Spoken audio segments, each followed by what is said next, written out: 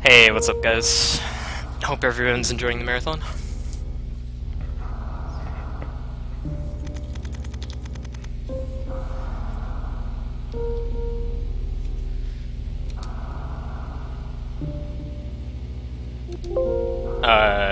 Hold on, let me check one thing.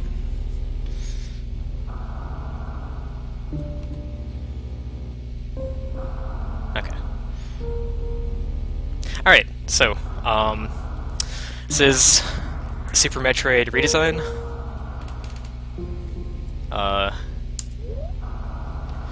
Probably one of the most well-known Super Metroid ROM hacks out there. It's released in 2006. Creator Drusev sought to largely expand the original game, both in size and difficulty, and gravity.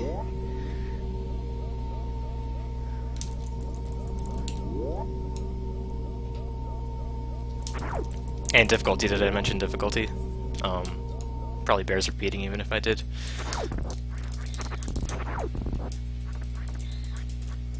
So a lot of stuff in this hack, a lot of the mechanics, physics were changed, etc. And a lot of it was done to resemble Prime. So things like the beam rates of fire are different. Each beam actually has a different rate of fire. There's a different value for every single beam in normal SM. It's just that those values all happen to be the same. But if you're making a hack, you can change them all to be different. So that's what's done in Redesign. The rates of fire are changed to resemble what they are in Prime. So Power Beam, which I started out with, is going to be very fast. Ice Beam is going to be very slow. Everything else is somewhere in between. So the series is exactly the same, but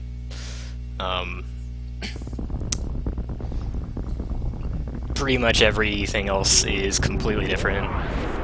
See an entirely different planet when I land on it.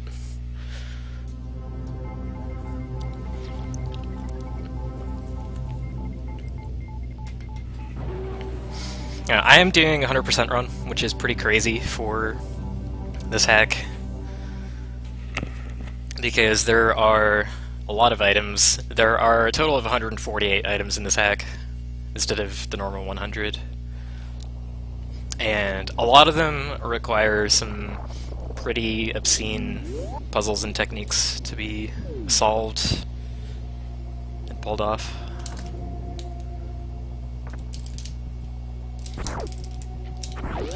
Now, before we get into all that, I'm just going to start off with the obligatory stuff you see at the beginning of most SM runs, or all SM runs really, unless it's like some weird non-conformist hack. That jump's pretty tight. I actually thought I missed it. I'm gonna go get morph and missiles, all that good stuff.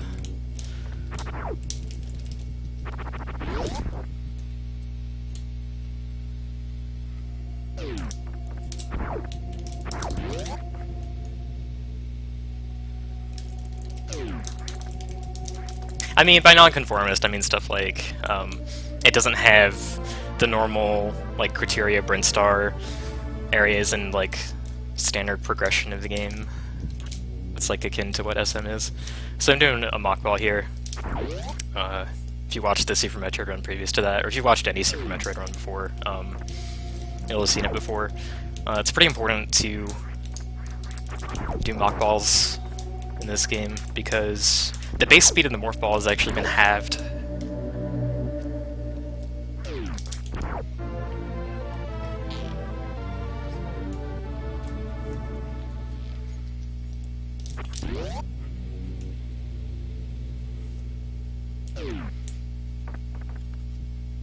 So now I've got Morph Missiles, and when I go through this door, it's going to awaken the planet. And we're going to have pirates to kill, just like I did in, or just like you would in the pit room in vanilla. So I used missiles to kill them, because those pirates actually take a ton of shots. You saw that Zoomer took 4 shots to kill. The pirates take many, many more, like 15, 20, something like that. So you just want to missile them. But also, there are lots of red 5 missile doors I'm going to need to open in early game, and I'm only going to have 5 missiles for quite a while. So I need to keep my missile count as high as I can. If you get to a red door and you don't have enough missiles to open it early game, it can be pretty hard, pretty time consuming to get refills. It wasn't particularly well designed that way. There's some flaws in the beginning that... Oh, I almost got that pirate dodge. So yeah, enemies hit a lot harder too, so... dodging them, if you can, becomes more important. Usually, particularly in the start, they're going to be too much of a hassle to actually fight properly.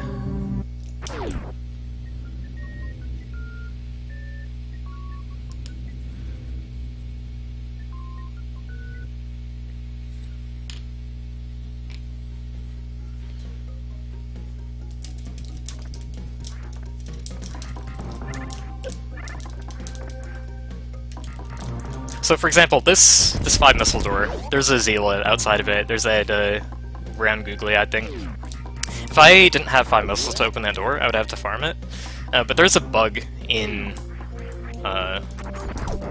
the drop table values for this game that have some weird unintended side effects. There's some quirks to how the randomness works. So, that Zila, if I'm full on super missiles, which not having them at all counts as being full, if you have 0 out of 0 capacity, that Zila will never drop any missiles unless you're at full health, if you have full supers. And there are a lot of enemies with quirks like that that I had to kind of figure out for this run, to better manage my ammo. Ammo management's pretty key in this. So here's Squir's Fun, DLC boss. I'm gonna try and do a 3-round strat that I came up with recently.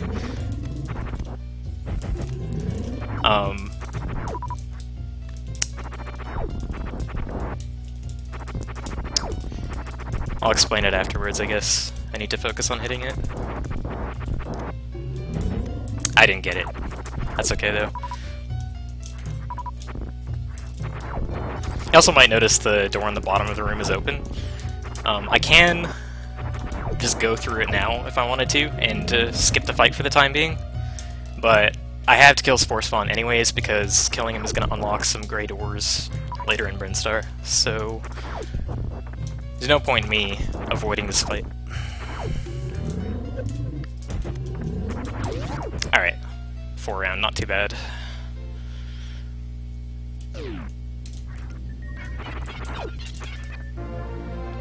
Your prize for defeating Squir's Fun is wall jump boots. Which... this game has 2 new power-ups in it that aren't in vanilla, and they're really just items that give you back capabilities that the game took away from you. So I couldn't actually wall jump at the start. But once you have wall jump boots, you can wall jump, but you can only wall jump off of special wall jump balls, like these ones. The wall jump balls are actually, they're decided by a custom tile property that was made for this hack that can be arbitrarily applied to any tile. So while the visual, while the graphics of the tile, they're supposed to denote, hey, this is a rough wall that you can wall jump off, this is like a cliff face, or this is a smooth wall that you can't wall jump off. It's really like any tile can be wall jumped off of as long as it has that property. So it was up to Drew to place those tiles correctly, or in places that made sense, and a few of the places that don't have the wall jump property would make sense if they did, and vice versa. But that's kind of how that works.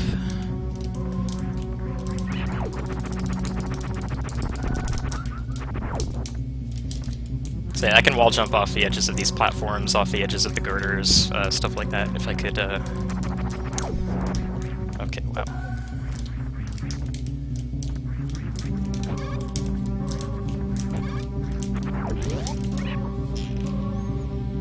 Also,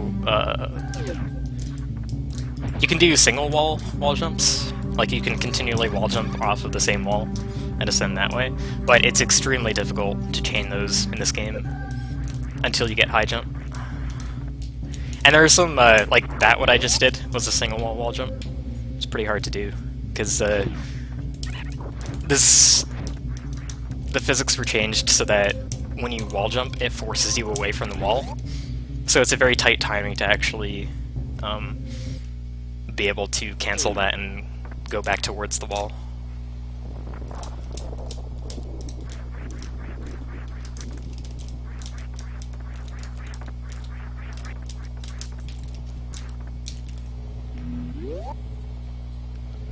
I'm gonna save my ship.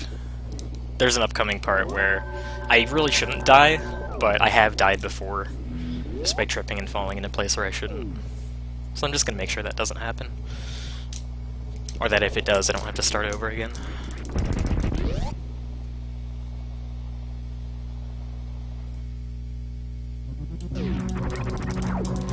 So I'm out of missiles now because I opened that door, so I gotta fill up on them again. So again, I got another red door that I gotta take care of.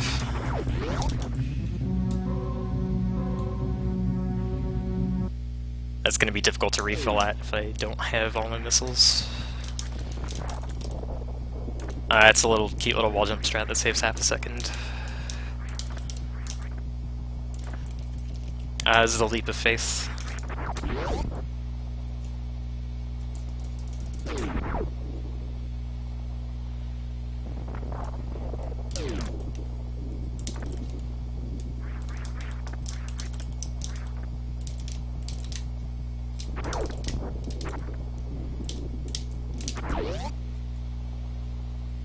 So yeah, I'm still on the subject of single wall jumps. There are some tricks, I guess sequence breaks, that are gonna require me to do those.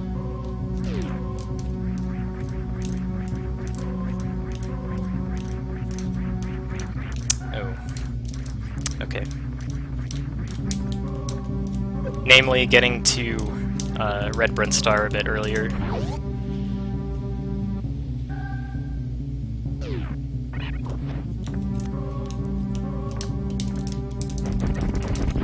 So I'm on my way to bombs now, and coming up in a couple rooms, I'm gonna grab this missile here for, there's a puzzle involving an unused enemy in Super Metroid called a Reflect, and it just reflects your shot. What I have to do is shoot it, it'll knock the missile into a shutter that'll extend, forming a bridge over this acid. The reflects are kind of poorly coded. It's kind of hard to hit it, and sometimes when it reflects it won't actually hit the shutter. So now I have bombs. I'm going to fight Bomb Teresa, but I'm going to fight him in a rather unconventional manner. He should die extremely quickly.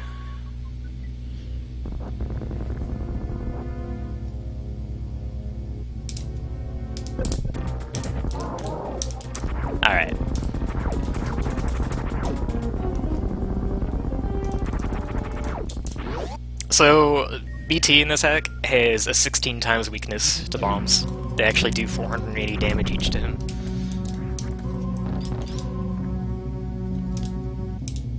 Most of the bosses in this game have some kind of unconventional weakness that you use an item on them that you normally wouldn't think to use on a boss.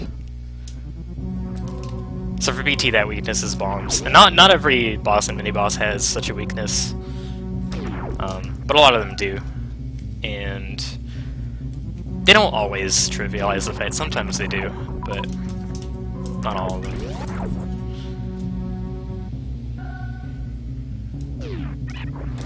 Alright, there's a strat I'm going to do here. It's pretty tough. It saves 3 seconds. There we go. What I just did there was a crouch jump into respin into wall jump. This hack actually has the spin jump restart feature from the GBA games. It has other stuff from the GBA games too, I'll go over that later, but it's got spin jump restart, which a lot of SM hacks have it, and it's a nice quality of life thing. Basically, you can restart your spin jump in midair if you lose it or whatever. It makes wall jumping and space jumping a bit easier. I'm gonna do an infinite bomb jump here. Saves 6 seconds over climbing it the normal way. And screwed it up. Infinite bomb jump is actually pretty difficult in this hack. Okay, yeah, it's pretty difficult in this hack.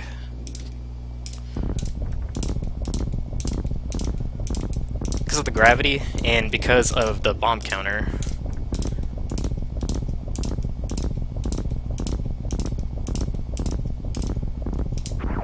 There we go.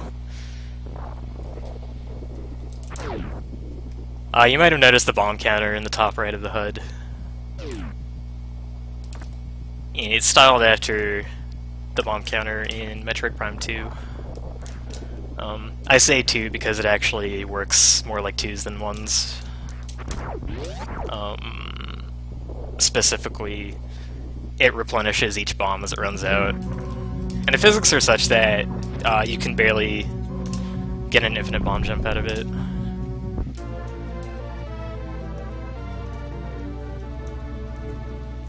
I mean, it saves 6 seconds if you don't screw it up, which I usually don't. But, you know, they're pretty easy to screw up.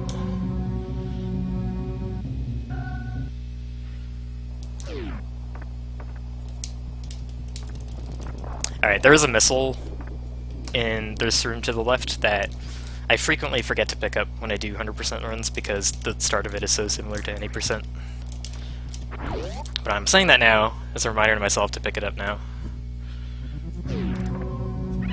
This is one other thing I should also mention.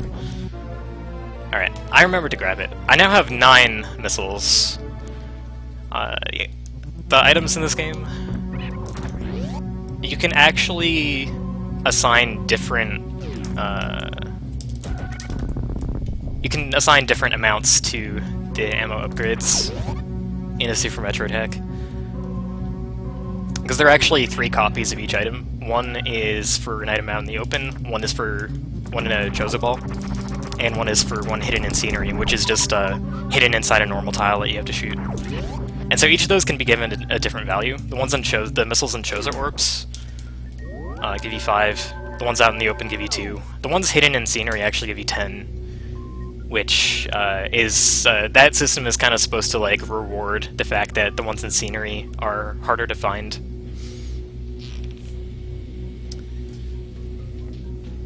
Alright, so normally I'd be going back to Spore Spawn's room to grab a Super Missile pack at the top of his room. That's the intended first Super Missile pack to grab. I'd also be going to the left to get Charge Beam, but I'm not going to do those things, because if I go right, there's a difficult single wall jump I can do to get to Red Brinstar much faster than going the other path. This path is extremely dangerous. There's lots of spikes, lots of side hoppers. Side hoppers need missiles to kill. They won't die to my normal beam. And most dangerous, one of the big dangerous things about this is I have to drop into this spike pit and collect these alternate first pack of super missiles. This is not intended for casual playthrough. Some people see me run this and they think, well, that's really bad design, putting the first pack of super missiles and put as spikes. How is anyone supposed to find that? That was a difficult jump, by the way.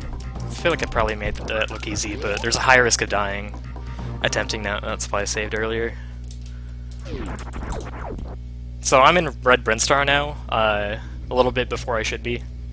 And there's this power bomb blockade blocking my way. But there's this tunnel, this secret tunnel that I can actually roll through to get here.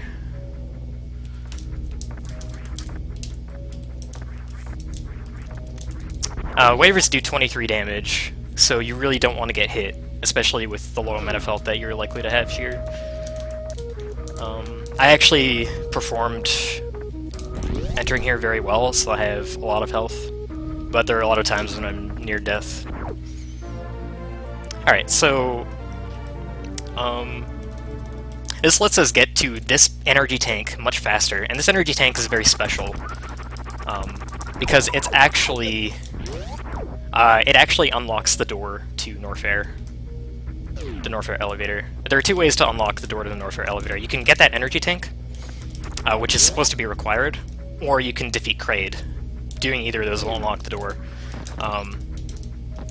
So this is the part that I would have had to come through to get that energy tank otherwise, if I hadn't gone the faster route. A lot of underwater slogging here. And it's much faster not have to do that twice. There's a little strat in this room. If I stop exactly there, and then jump and morph and hit the spike exactly right, I can just careen through those platforms.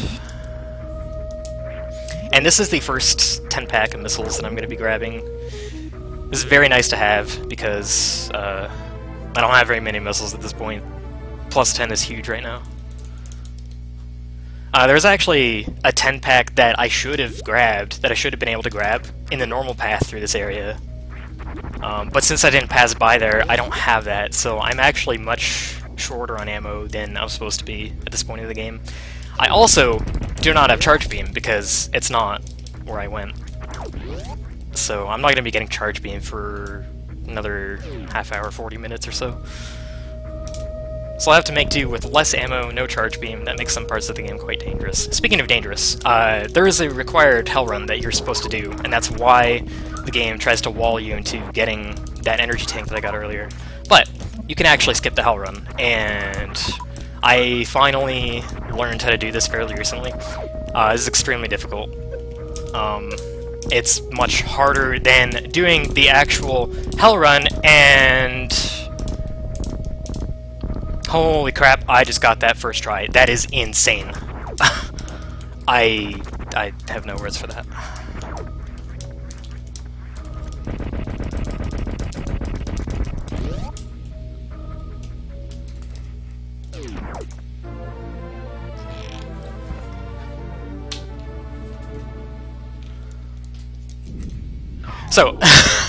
So this is called Early Varia, and it saves 2.5 minutes.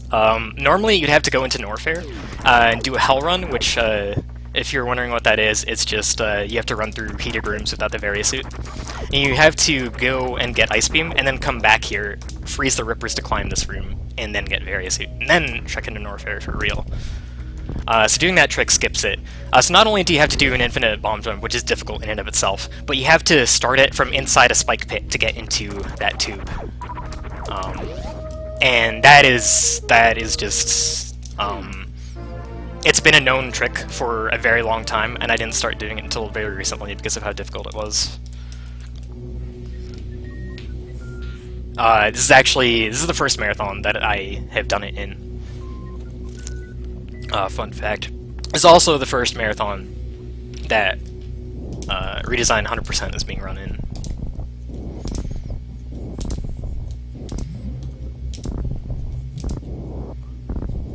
So instead of going to the right, where I would have to do normally do the hell run to grab Ice Beam, and then come back, I'm just going to go to the left, which is the way forward from here. I'm going to go get power bombs. Ice Beam is required, but I will pass it anyways a lot later, so I'll just grab it then. I need to make sure I'm full on ammo here, because I don't have Charge Beam. And I need to fight Crocomire to get Power Bombs. Crocomire is that boss that, it's a mini-boss. It doesn't actually have HP. You shoot it in the mouth and it pushes it back. And you just try and push him into the acid. But he doesn't take damage from uncharged shots, and I don't have Charge Beam. So I'm going to have a very limited ammo pool to kill him with. With the 4 extra missiles that I have right now compared to any percent, the fight isn't quite as bad. But there's still definitely a risk of running out of ammo during the fight. And that's not good, because he walks forward, and he can drop stuff. He can do a swipe attack where he shoots balls out of his mouth, and you can shoot those to get drops. But he just kind of does that randomly whenever he feels like it, and he doesn't ever seem to want to do it at a time when you need it. I'm gonna save, actually, just because that fight can go really badly.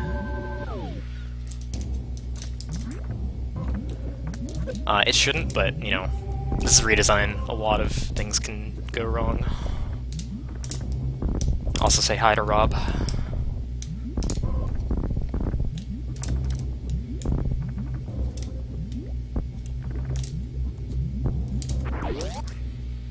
Okay, so I need a super missile to break a super block in the floor here to get to Crocomire, and I don't have any left, so I'm gonna go get this super missile over here.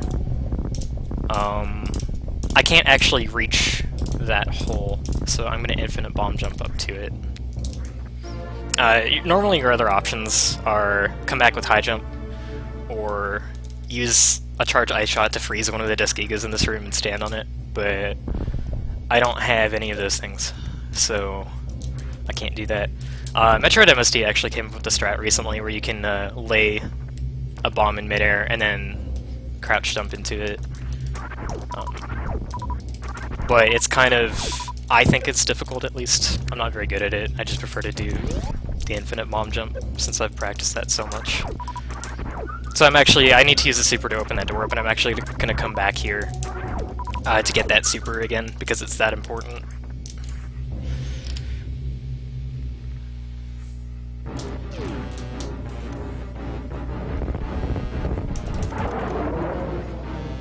Alright, so hopefully I don't miss.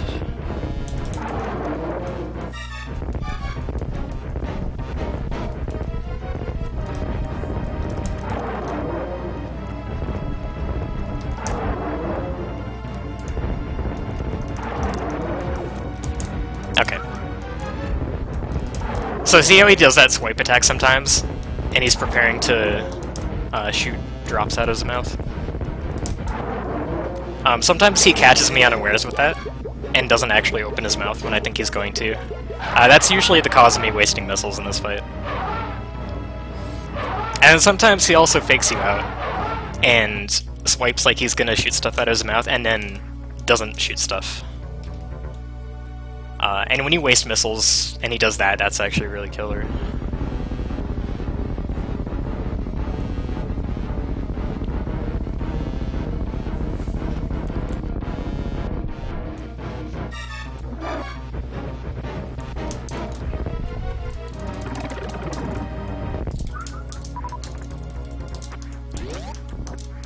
Another fun fact, if I fall in that acid, I am dead. I cannot get out.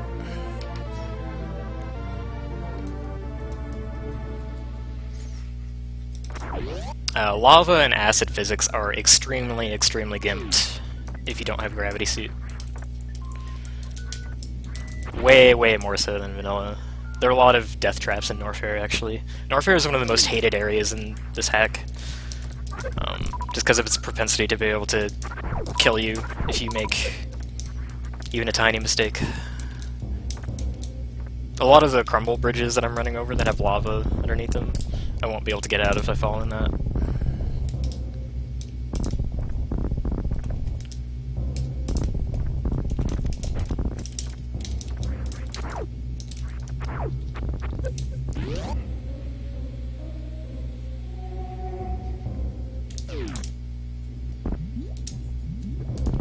Alright, we're gonna kill Rob. See ya.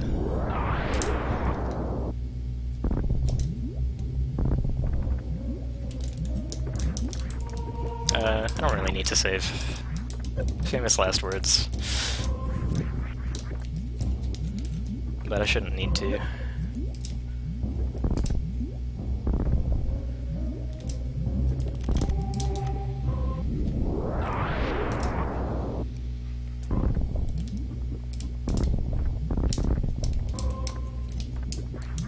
I didn't mention this on my last trip through this room, but this room really sucks. You're supposed to freeze one of the squeets, use it as a platform to get into those tunnels. The squeets are the lava jumping things. They jump randomly and they do a lot of damage too. I actually tanked that disc gear on the way forward, or on the way to, because I didn't want to waste the missile to kill it. But now that I don't have to worry so much about my ammo count anymore, I can feel free to waste them. Which I would like to do since they do 40 damage, and that's a lot. Okay.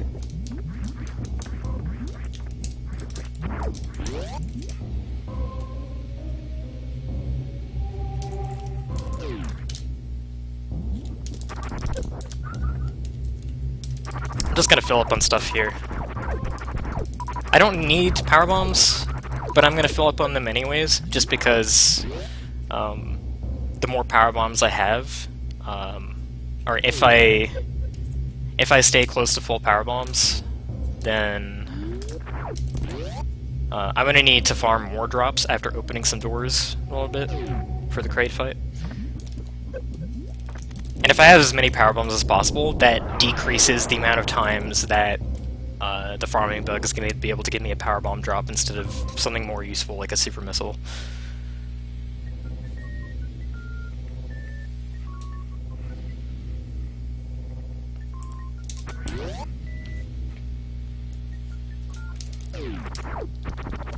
Also, I should probably mention, that wall that I power bombed, a lot of the walls in this game that you can power bomb or speed boost through or whatnot, just clear in some fashion. A lot of them have custom objects in this hack tied to them that make them go away forever once you destroy them. So that wall isn't going to be there next time I go through that room. Also, the gates have been changed to also stay open forever. They toggle, when you shoot it, it toggles a bit. That tells it whether to be open or closed the next time the room is loaded.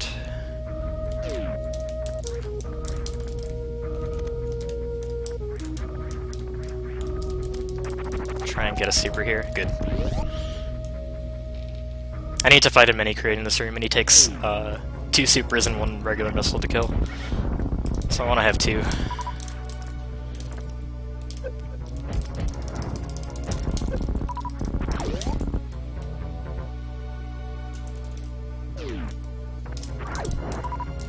Alright, you saw one of these outside the Variasuit room. This is the purple door. It takes 25 missiles, or 5 supers, or a combination of either to open. Super is the most efficient to farm here, so I just run back and forth using supers on it. The floor here is a bit uneven and unwieldy, so I damage boost out the spike to get to the door, which kind of added up, but it's okay. I don't need too much health. Alright, so this is a crate fight. If you watched any percent of Vanilla, you saw him get quick killed. He has too much health for me to be able to do that. So you're gonna see a somewhat normal fight here.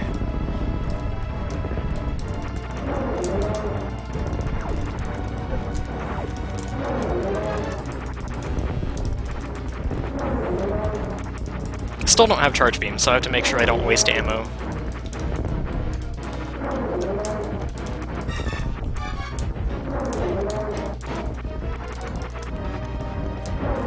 So most people know that shooting his face causes him to open his mouth, but some people don't know that shooting his belly also works. Alright, another thing most people don't know about the crate fight is one of those fingernail things that's flying around the room, one of those always has a drop, and the other one never does. It's not random. What the drop is random, but whether it spawns one is not. So yeah, behind crate is a glass tube that lets you access the east side of Norfair. So you can kill a crate earlier, but there's no point in doing so until you have power bombs and you can open this tube. I'm gonna get rid of this power bomb blockade because I'm gonna come back through here later. It also takes care of these guys, and I can get some drops from them. Alright. I used a super to kill those because I wanted a super missile, and they're more likely to drop when you're completely full on missiles, and I have no other way to kill them. So it was actually kind of strategic. It's another one of the quirks of the drop tables in this game.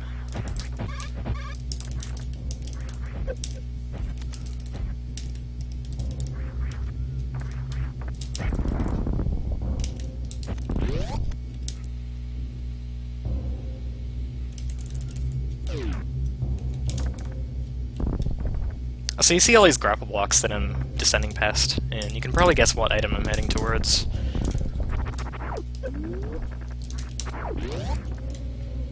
Alright, so this is the first gate glitch I'm about to do. These are in Super Metroid as well, but they're not, they don't have quite as many applications as they do in this hack. Alright, I got that quickly, which is good. Those are quite difficult to do.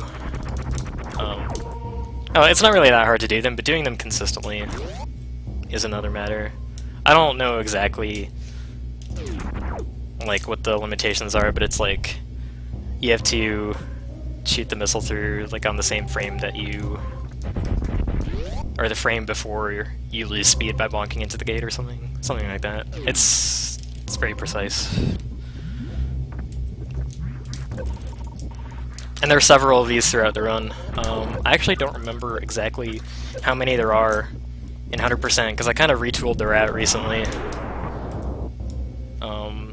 There were 9 in the old any percent route that I was doing up until recently, but I changed that too.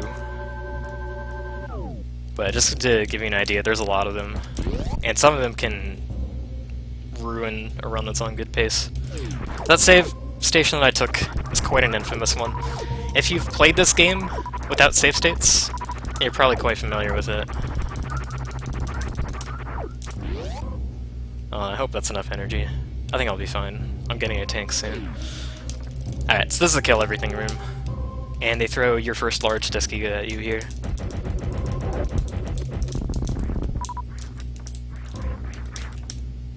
Luckily there's a spot there you can just kind of hide in.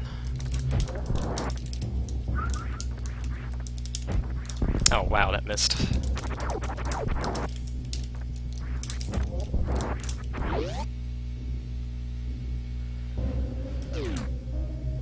Oh, wow. That strat was supposed to, like, bounce me into this pipe. You have to find this pipe. Just, like, trial and error or something, or, you know, just pick the one that sticks out the most.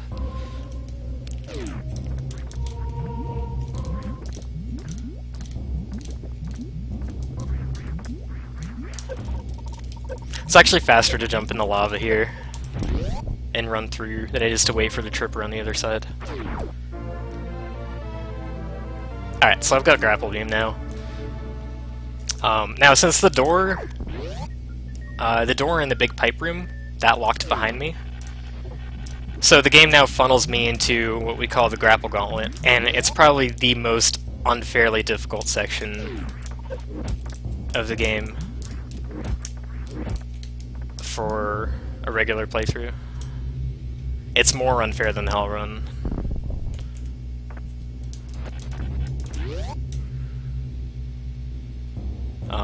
So this room's full of acid. If I fall in it, I cannot get out. And I have to do 2 grapple swings from rippers to attach onto hanging grapple points. They're nearly blind swings. They're not actually blind, but you'll see. They're pretty scary. I've lost a lot of runs here. over the couple of years that I've been running this.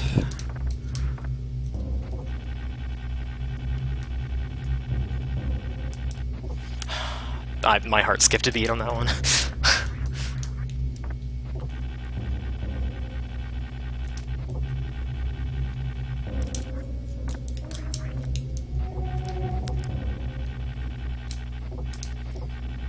It's not made any easier by the physics, by the way. It's very hard to get used to how grappling worked in this. Alright, so you can jump over those crumble blocks, and normally that's what you want to do. But I'm actually going to jump into this lava pit on purpose to get this item. This is 100%.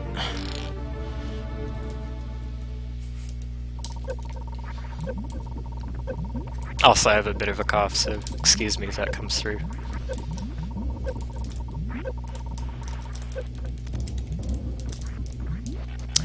So the left lava pit is safe, you can get out of that. The right one, if I fall into that one, I'm dead. We call this the Complacency Room, because it's pretty easy, but you can get complacent and die pretty easily if you fail the grapple part that I just did. Alright, so now we're out of the Grapple Gauntlet, or at least we're out of the part that you can die in, so we're safe now.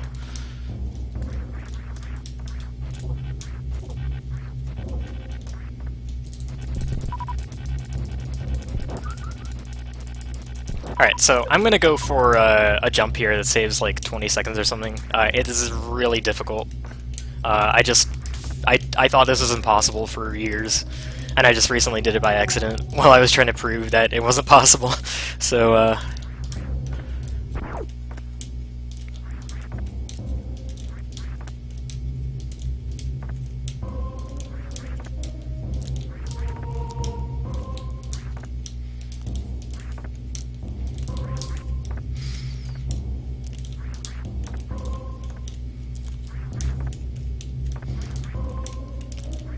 this isn't saving me time at this point, but I just kind of wanted to see if I could show this off.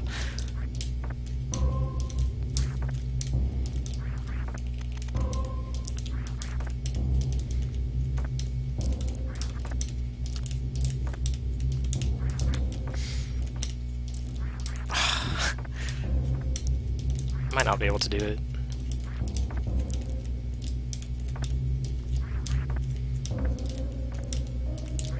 Okay, there we go.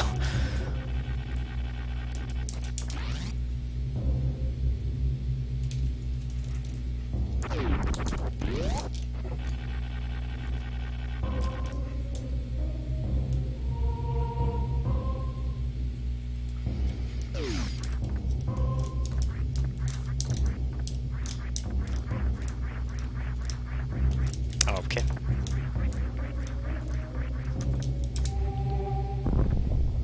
Alright, so the gate glitch that I did here, it doesn't really skip too much, it just cuts out about a minute and a half of going around slower rooms.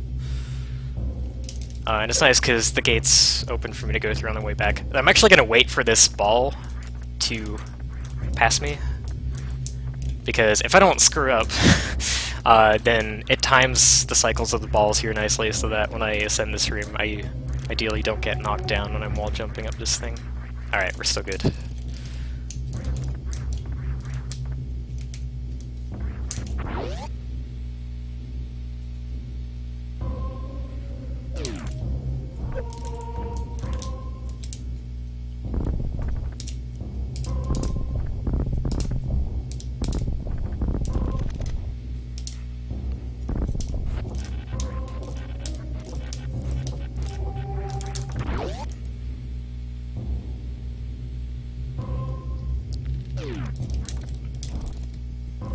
So now basically what I'm doing is, I'm just making my way out of this section of Norfair.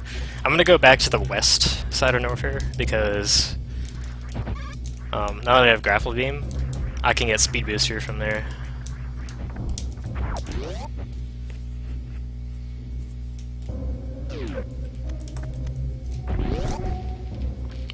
I also farmed up enough ammo earlier to make sure I have enough to open this purple door right here. It is a bit faster to use the grapple blocks on the ceiling, but because of the way they're spaced out, and the fact that you're dead if you fall in this lava lake, I'd rather not risk it.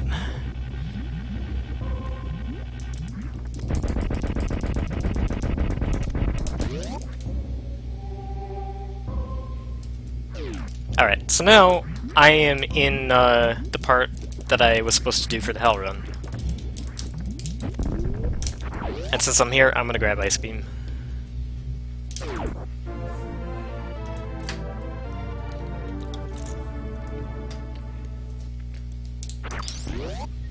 Ice Beam fires much slower than Power Beam. It's actually nice that we get it now, and not earlier in the game, because that means I don't have to turn it off.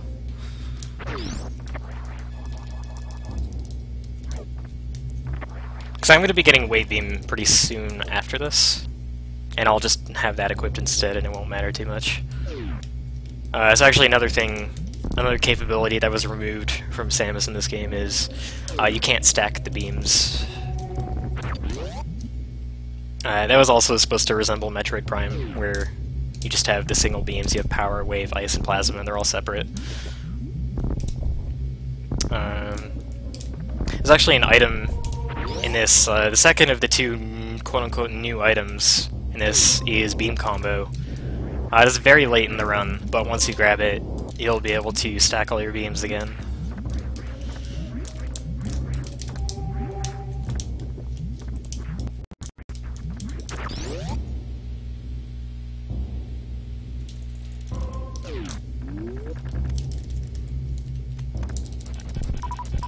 Gonna fill up my supers there.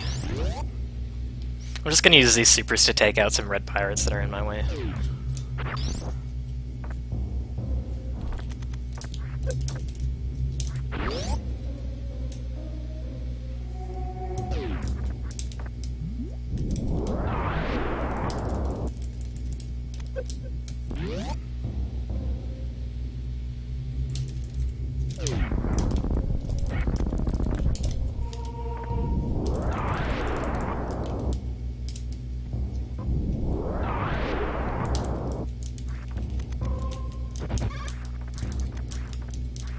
I'm gonna run through this guy because I want to shoot the door instead. Okay, so this room, this is the Speed Booster Lava Lake. This is the room we need Grapple for. It is actually possible to get Speed Booster early without Grapple.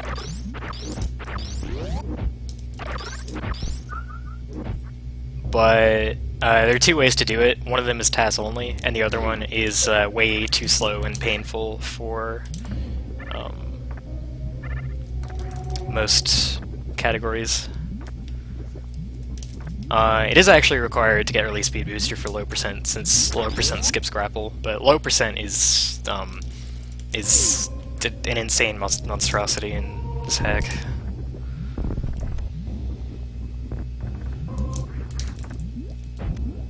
Okay, I want that guy dead.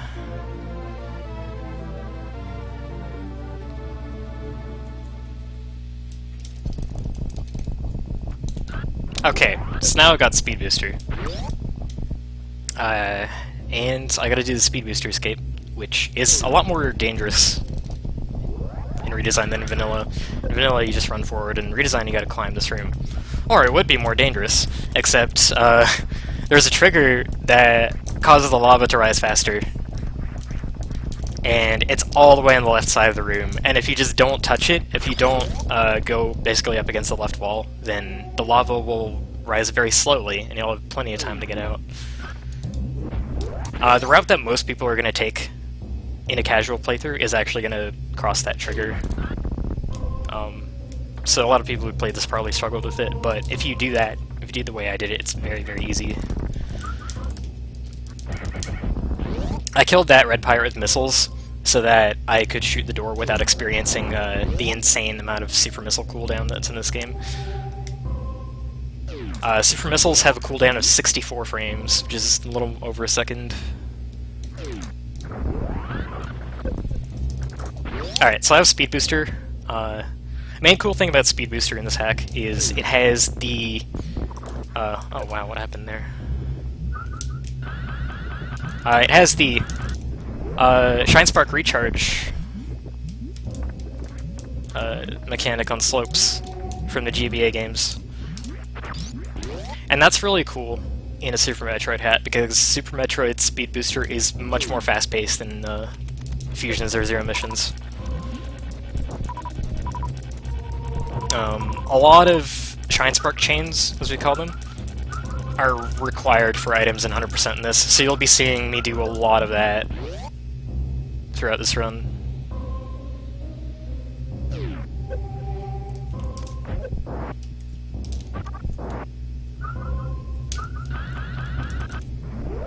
There's a really cool one that you can try to do here. This is called Wave Spark, because you come here to get Wave Beam.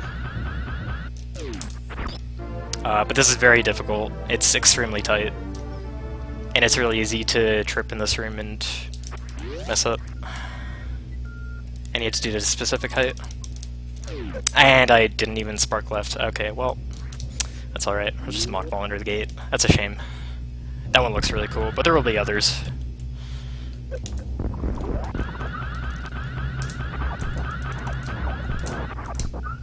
Actually, I want more missiles. Oh, that's all I have. Okay. So if I did this Mach Ball at the correct time, it should send me through those platforms. No, never mind. I hit the Nova. Right.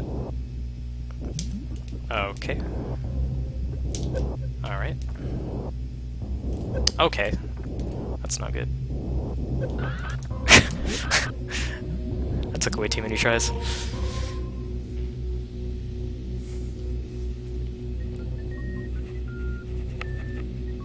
So I want this Shine Spark going up the elevator so I can get this reserve tank. One thing I really like about this hack is the way it makes the elevator rooms and the save rooms and all that more than just boring old elevator and save rooms.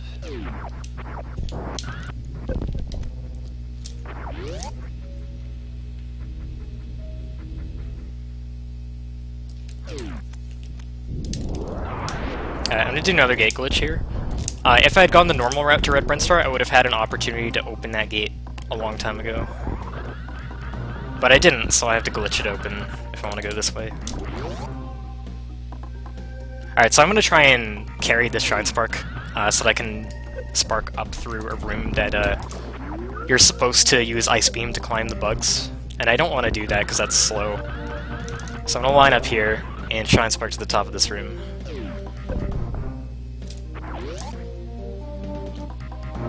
Now this is the part in the game where I actually really start to be able to start going out of my way. I said start twice. I start to be able to go out of my way to get items that aren't on the main path. This is where 100% really gets interesting. Nice graphical glitch there from Shine Sparking so far, so fast.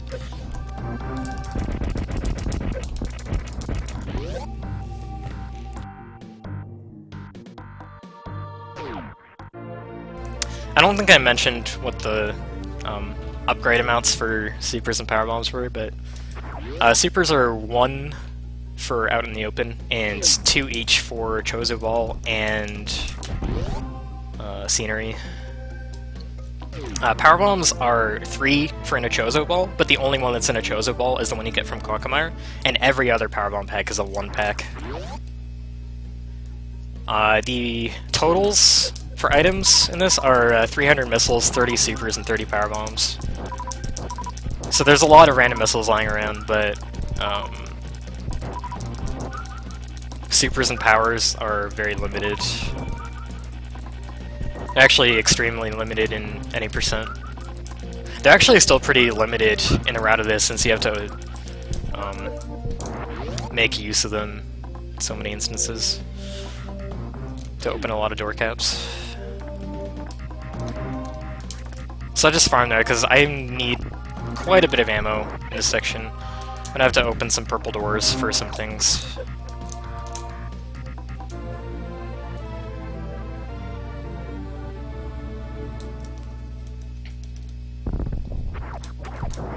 So right now I am cleaning up West Brinstar.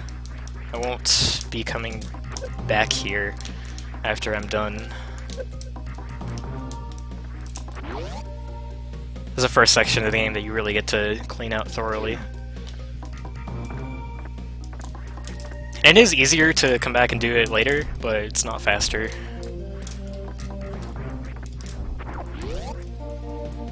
I'm also going to be picking up High Jump and X-Ray. High Jump in this hack, which I'm about to get to, requires Grapple to get. And I'm going to use all my supers on this door because this room's full of cack attacks with guaranteed super drops. So I'm going to take advantage of that and not waste my missiles. But yeah, High Jump in this is interesting. Drew did with High Jump what Fusion did with it, and packaged it with Spring Ball. And it's actually because Spring Ball has been replaced with the Beam combo item.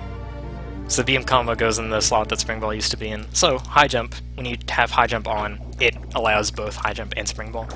There's this little toilet that you can fall through.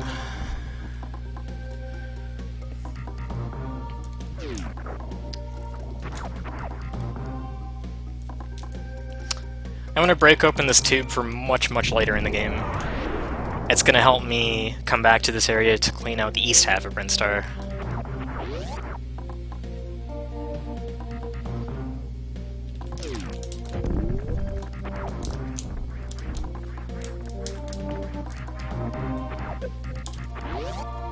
Okay, now that I'm in Spore Spawn's area again, I'm going to go and get his Super Missile Pack finally.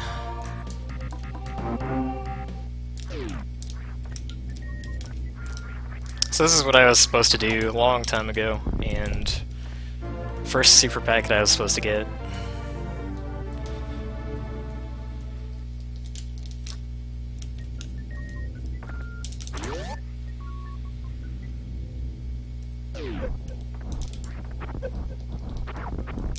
And now that I'm in the area, I can finally get Charge Beam. So I'll do that as well. Actually, I want to test something. Okay.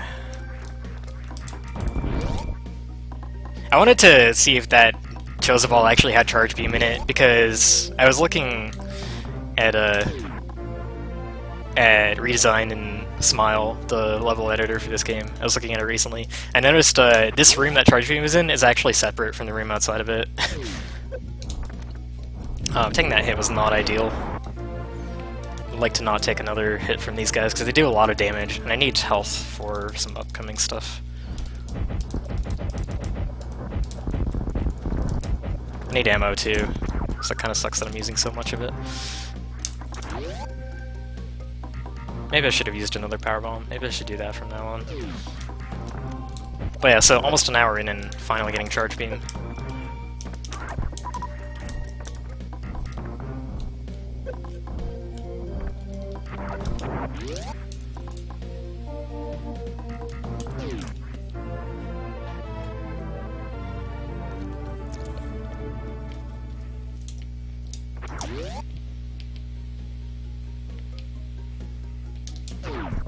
There's actually a lot of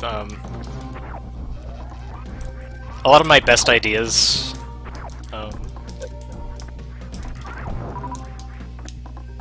regarding this game. Where am I going? Okay, I'm going left. I couldn't remember what I decided to do here. A lot of my best ideas with this game have come while I'm in the middle of doing a run, and I just like randomly think of an idea.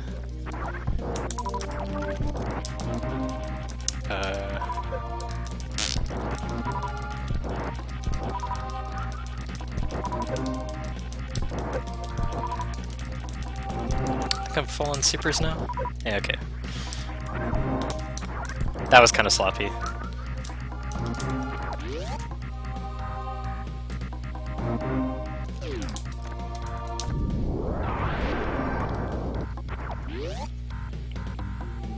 I need to clear that to do a speedball here to get X-Ray. While I'm waiting for that to explode, I'm gonna go over here and get this super.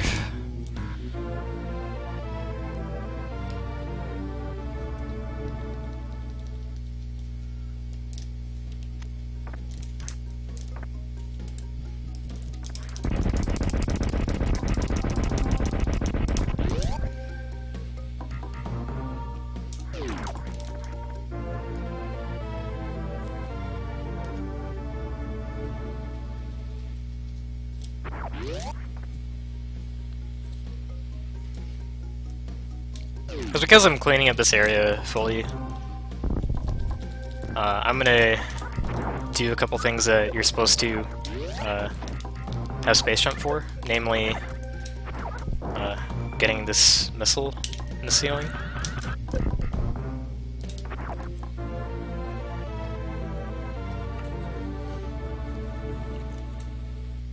Another thing I never mentioned about Speed Booster is Drew took short charges out of this game. So the technique where you can shorten the distance you can get a Speed Booster charge in by tapping it at certain parts of Samus's animation, that doesn't work anymore. You have to hold it pretty much the whole time.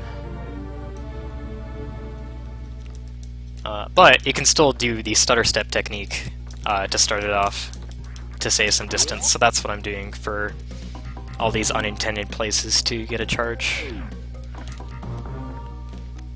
Alright. I'm gonna do something you don't usually see in Super Metroid. We're gonna free the Decora.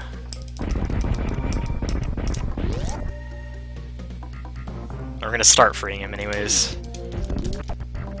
One thing that the gates having, like the gates remembering whether they're open or not, one cool thing about that is, or uncool, depending on how you look at it, is it allows for the possibility of remote gate switches.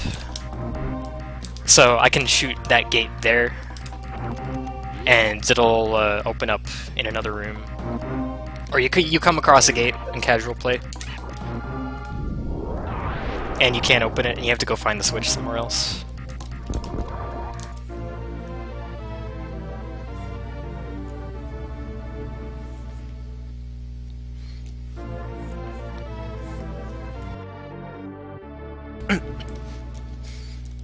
Alright, so last thing I'm going to do, basically the last thing I'm going to do in West Brinstar, is I'm going to go get this, I'm going to go disarm this Chozo Guardian. This game has 12 Chozo Guardians. They're repurposed statues, like the Chozo statues in the wreck ship in Lower Norfair. They'll let you advance. Like, one of them's in bowling, and one of them lowers the acid on the way to GT.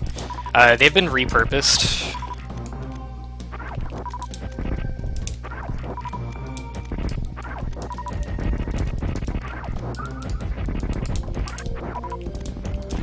Oh, I just wasted that super.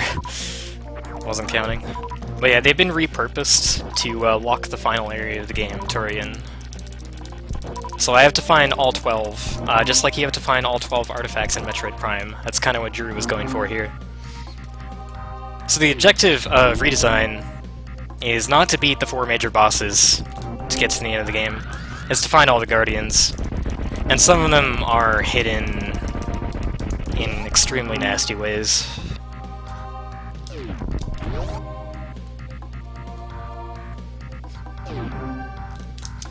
So not really supposed to really get this until later, but this room is extremely deadly. It has 3 giant side hoppers in it, and you have to kill 6 enemies to open this door.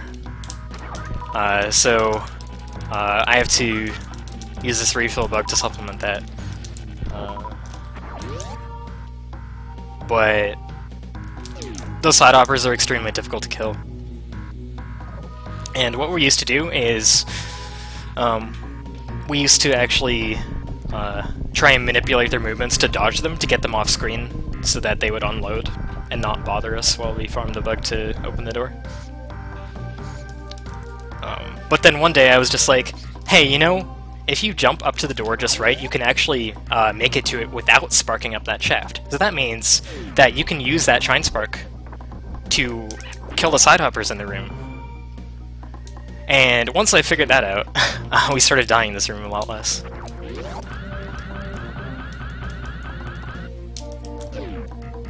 This diagonal spark I just do to get rid of that side hopper. It's pretty dangerous.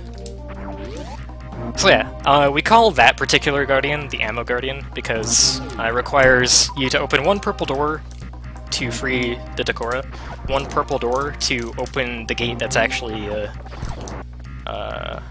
blocking the Guardian itself. And also, this is cute. He hit a missile under this elevator. And then a purple door to access where the Decora is, and then you need the Decora to be free to break through the wall. I think it's the wall.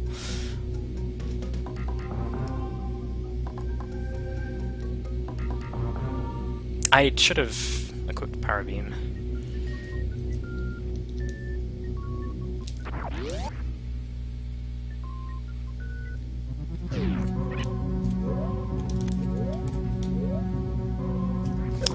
So actually, if I double tap Charge Beam there, the part of the code that says you can't stack beams kicks in, and it unequips Wave Beam for you, despite Charge being one of the things you can stack. So it's like a really, really tiny optimization to de-equip Wave Beam faster. Okay, so the first thing I'm going to do back in Criteria is I'm going to do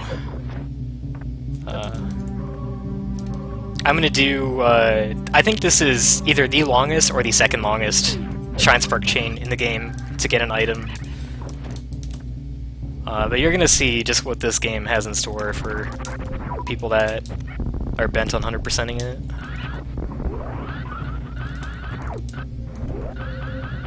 It's pretty tough in speedruns because you mess this up late into it and you basically just lose a minute 30, so you have to go back through all the rooms and start the whole thing again. Also, I hope my health isn't too much of an issue. It's kind of bad right now.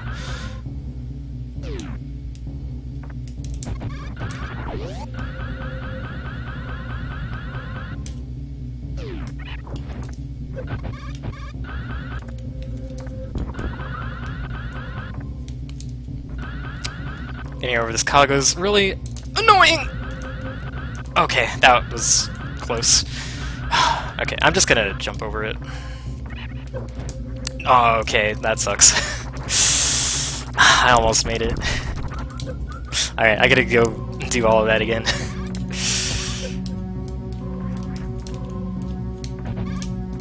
It begins.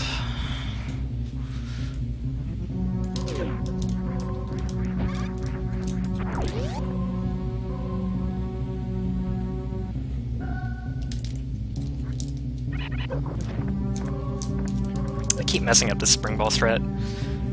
The spring ball is a lot more powerful horizontally, which allows for some really cool strats.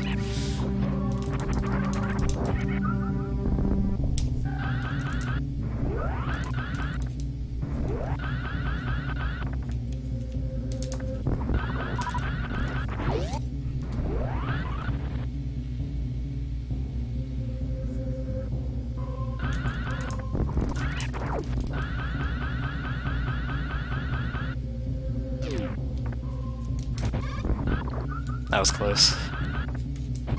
I didn't fall where I wanted to, so I had to do a backup spark. Also, enemies, when you're trying to keep a Shine Spark change, they can be really annoying. Because they can, if you get hit when you're trying to jump, that can cause you to Shine Spark unintentionally. Okay, all that for a 2-pack of supers. Now we can continue on. I'm gonna farm this guy again for some health.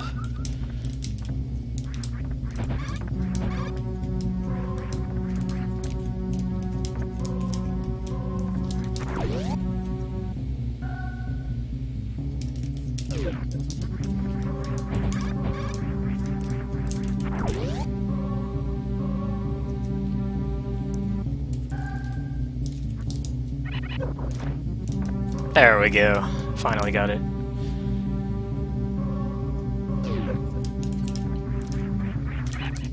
Alright, in the room to the right, I am going to do, hopefully execute one of my favorite strats in this run. It's not where I wanted to be. Let's try that again.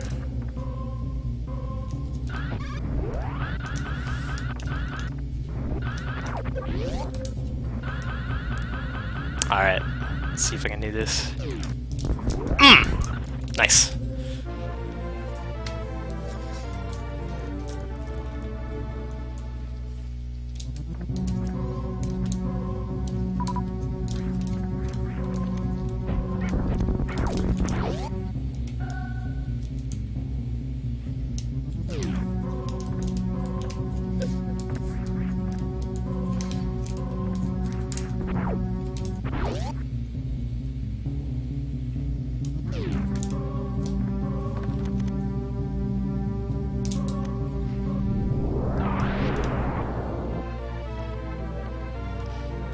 I'm gonna be cleaning up all of Criteria in this visit to it, so unless I forget something, which I really hope I don't, I'm not gonna be coming back here at all. And this also means that I'm gonna be grabbing a lot of stuff that the game wants you to have space jump for. Gonna be grabbing it via some other means.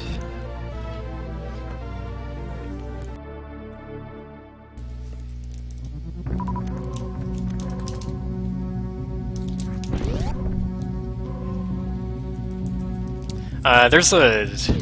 you're supposed to have space jump for this room. There is a strat here that saves 10 seconds if done perfectly. It's really difficult. It involves luring this Metroid down from the ceiling and freezing it. And then, refreezing it. Okay, I actually got it, wow. And... okay, I think I refroze it in time. Okay, wow, actually did it. That's really difficult to do. I normally just resort to doing an infinite bomb jump in this room, just because of how inconsistent that is.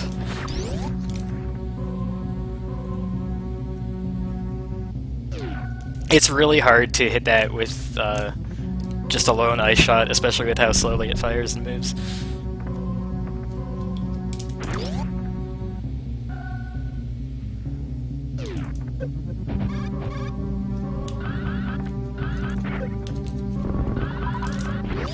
Hopefully I still have enough health to do things and not die.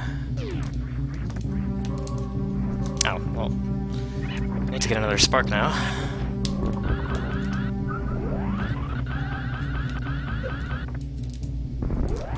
Okay.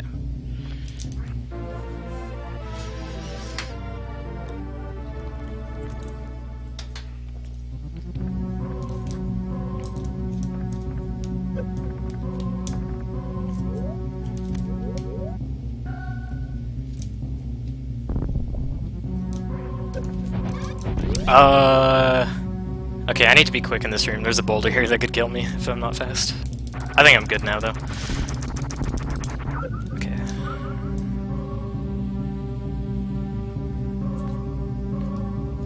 Cappy, please don't do this to me.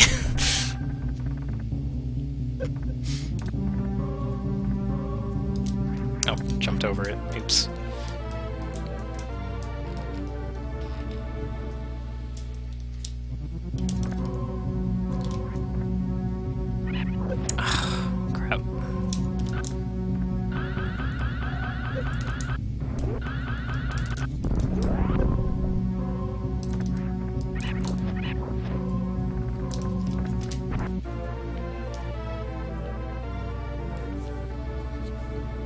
Alright, I've got Spazer now. You might be thinking EU Spazer, but Spazer is amazing in Redesign. It fires just as fast as the Power Beam, and it has a lot of firepower. It's basically a machine gun. It actually does a decent amount of damage, unlike the Power Beam.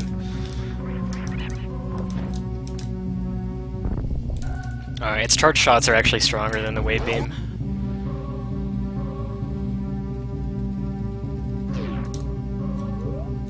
I do need to unequip it for this gate, but when do I re-equip it? I'll be re-equipping it soon enough.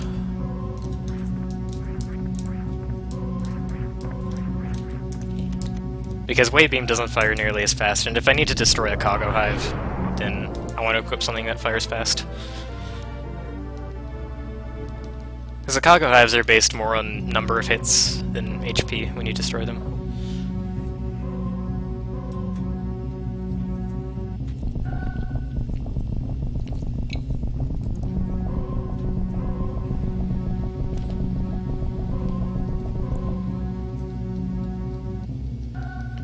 I hope I don't have enough health for the spark that I want to do. This might be bad.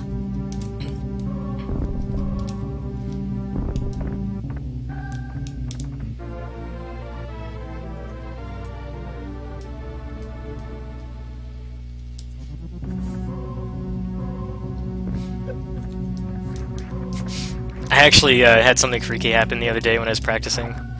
That I actually managed to phase through the power bomb in that statue's hand and activate it without the power bomb being picked up, which actually lowers low percent for this game. So I have to I have to incorporate that now when people figure out how that works. All right, so I'm supposed to have space jump for this.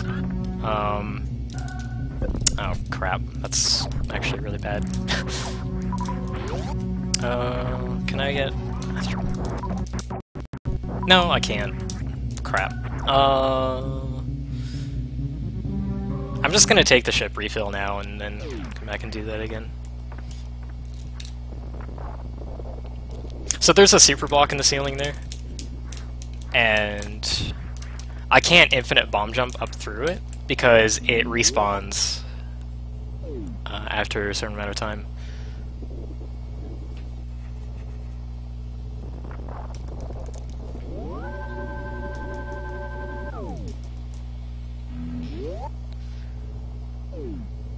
So I have to carry a Shine Spark into that room, go up, shoot it open diagonally from there, because I can't shoot it from where I need to spark. I forgot to open this gate, oops. I can't shoot it from where I spark, because it's not on screen at that point, so the shot won't hit it. So I have to get up there, shoot it diagonally in a very particular way, and then go down and do the spark while still carrying it.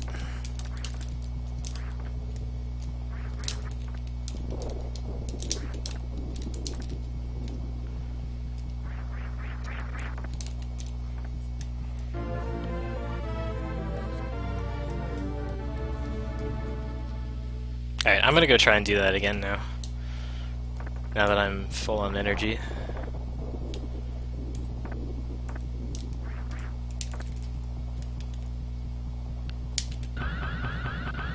You can just barely get a charge here with the... oh. That's annoying.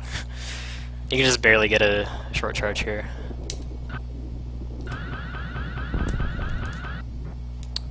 I don't know what happened to that one. I hope this doesn't happen on some of the longer sparks.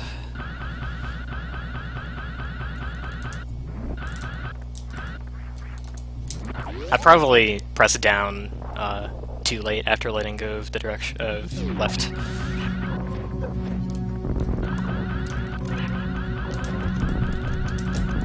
Oh, I let it run out.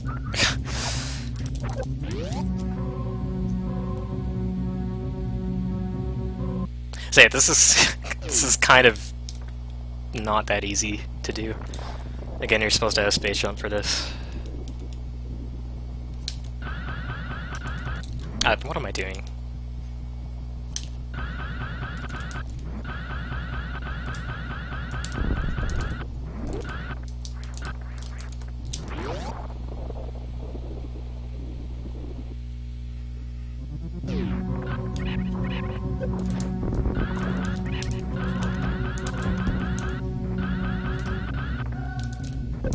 Really? Wait. I'm supposed to stand on the flat tile. Okay, I'm mixing this up with another spark.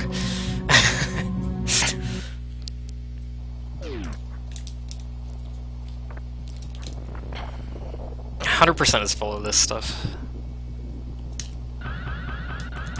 It's actually really difficult to get a good run of it.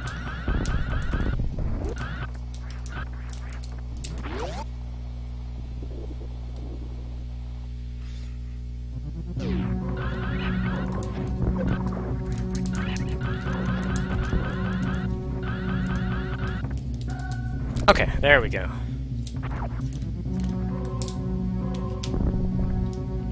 That's not all I have to do, though. This is one of the few items that you're required to infinite bomb jump to. I guess I should explain Morphlock as well.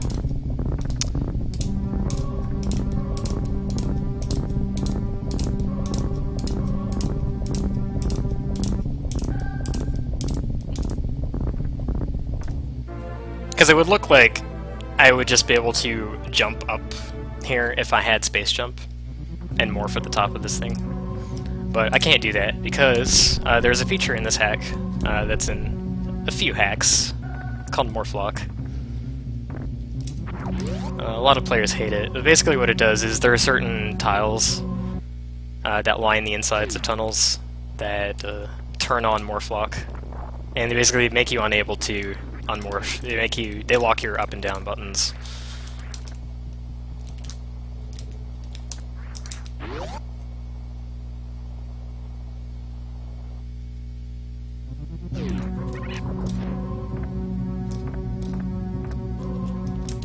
So that's done in a lot of areas to force you to do the whole puzzle in Morph Ball the intended way. And it's really annoying to deal with.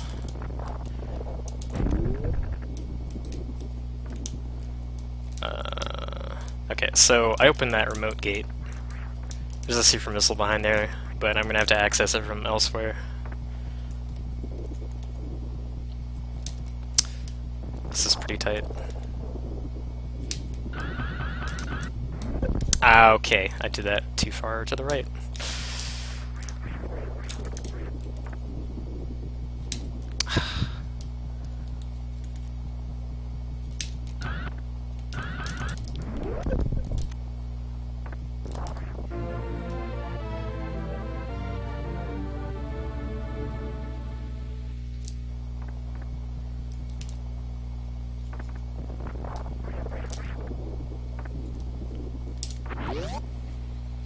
So that was all I wanted from this side of the courtyard. I'm gonna go back now, because there's actually a passage down here.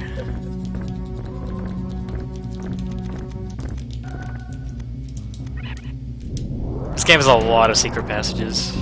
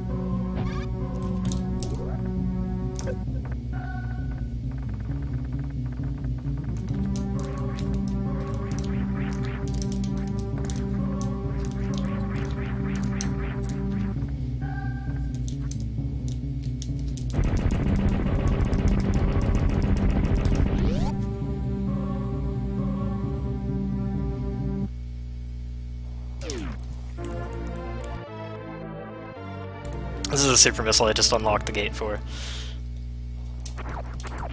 So now I'm going to be going further into the purple area of Criteria. And this is eventually going to lead me to Criteria Depths, which is the name for wow, it's the name for the underwater area. I want to kill this guy, but I don't want to waste ammo doing so. We're just going to do that. I need a speed boost, so I gotta get rid of this guy too.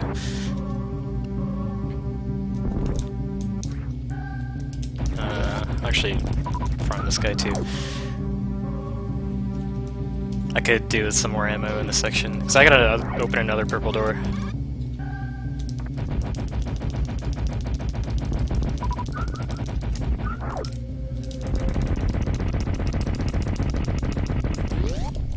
I actually need to spark through this door, so that door is gonna lock behind me once I go through it. And there's a speed wall that blocks, it blocks an item, but I'm gonna have one shot to try and spark through this. It's not hard, but like if you mess it up, it's really bad. But what's really important is that behind the speed wall is also a passageway that gets me on the other side of a gate. And this is a right-facing gate, which means I actually am not able to glitch it from the other side. I don't remember the technical reasons behind that, but that's how it works. So it would be very bad if I missed that, because I wouldn't be able to get behind that gate. So I'm actually on the other side of the courtyard I was on. I'm gonna get the item on the other side of it. But I needed to open that gate. Or I needed to come that way at least to get the items in that section of criteria. Nice. In this little adjoining room, there's actually a... wow, if I could get up here. There's a super hidden in the floor.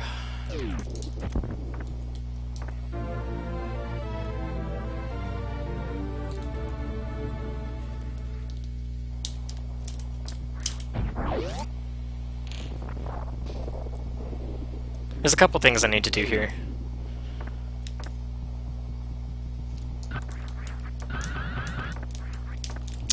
One is to spark up here to get a power bomb over here.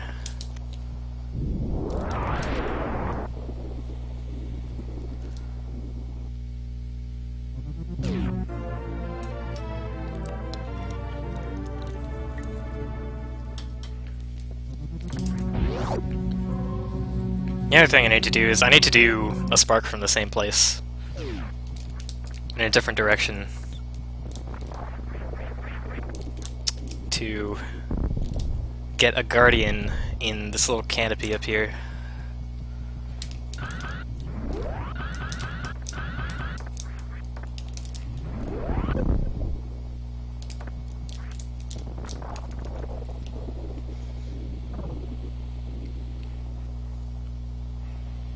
It's a pretty decently well hidden one, unless you happen to be space jumping around the top of here.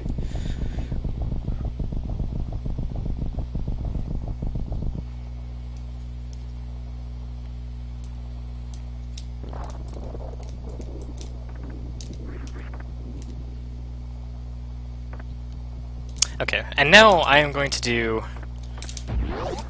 an interesting little glitch that's going to let me skip a significant portion of the underwater criteria section.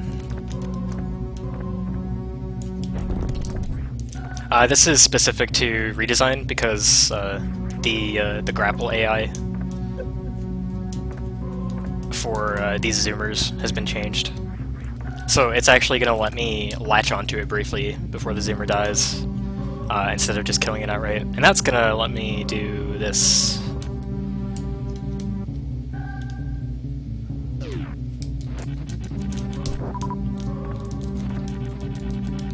So I'm able to get through that locked door.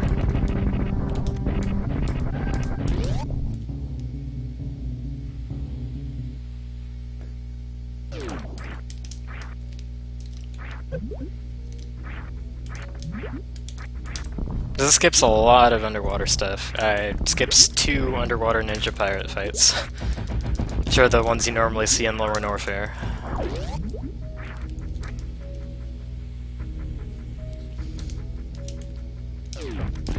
I'm going to be going through some of those areas later, but right now when I don't have Gravity Suit, it's definitely something I want to skip.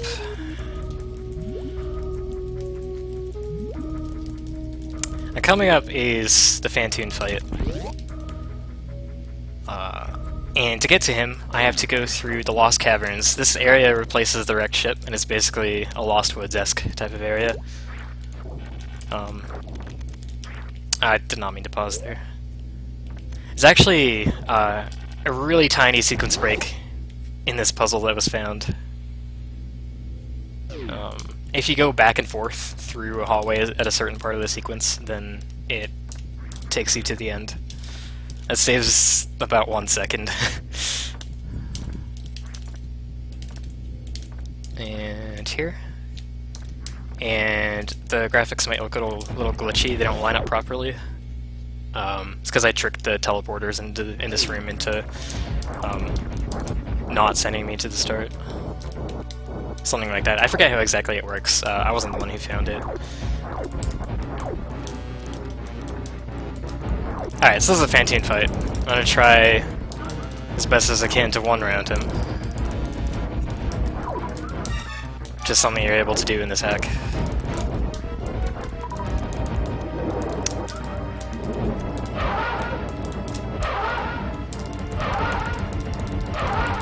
Alright.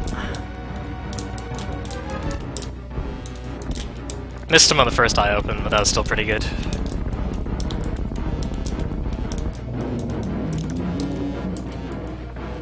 So you can actually do that in Redesign without moving, because your missiles fire slightly faster. They have 8 frames of cooldown instead of 10. Alright, now I'm going to try and do in Underwater Shine Spark Chain. It's pretty... oh, I'm screwed. Never mind. I'm not going to be able to do any of this because I messed up the first room of it. That's a shame, because this looks really cool and it saves like a minute and a half if you pull it off. It's kind of unfortunate that I hit that ledge.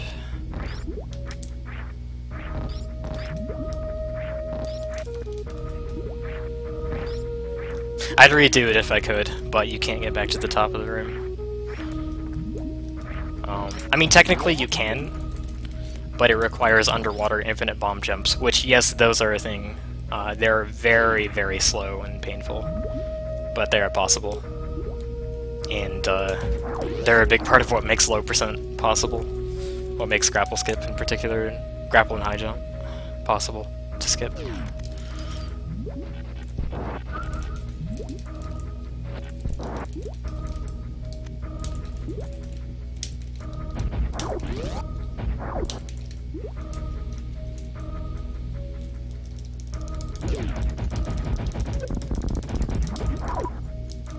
I don't have a super missile.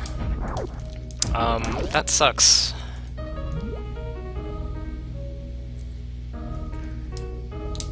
It's gonna happen sometimes at this point in the game. You want to prioritize saving missiles for Fantoon, because you need them for that fight a lot more than supers. So sometimes, if you're unlucky, you just end up at this point without any supers, and I need to open a green door in this room. And this Kago sometimes doesn't want to drop a super. I've actually lost runs to this before.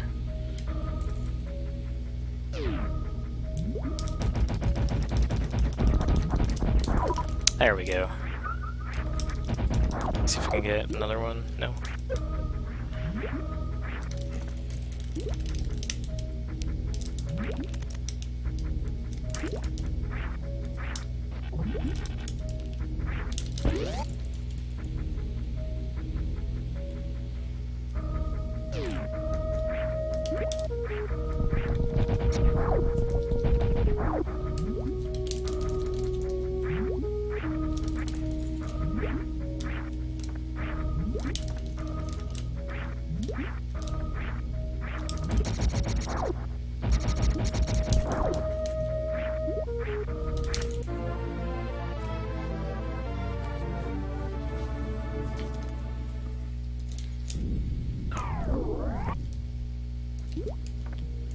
Okay, finally, gravity suit. I can move again. There's nothing quite like the sense of relief that you get when you get this item in Redesign after slogging through so much underwater crap. So now that I have it, I can clean up the rest of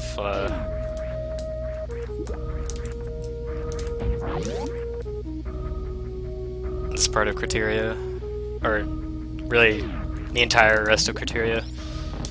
There's one more Guardian that I need to get in Criteria. There's 3 per area. 3 in Criteria, 3 in Norfair, 3 in Brinstar, 3 in Wrecked Ship. So this yapping maw is really annoying, and I wish I had a super missile to kill it.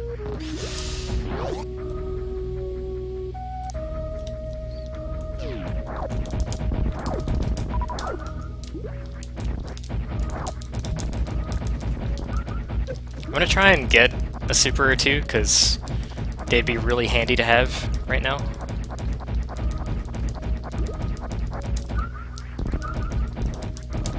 Nothing. Okay.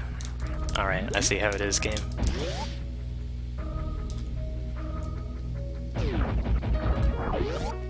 There is one that I'm gonna get in this room here, so I'm not completely screwed, but it would have been really nice to have more.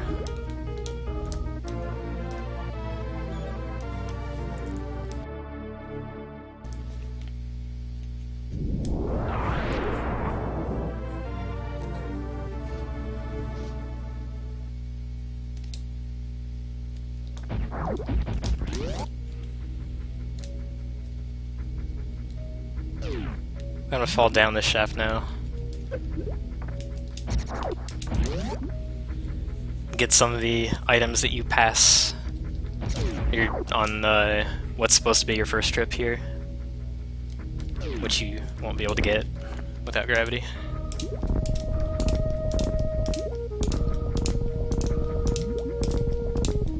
So again, it's supposed to have space jump for this. Shrine Spark would work too, but that would require going into another room.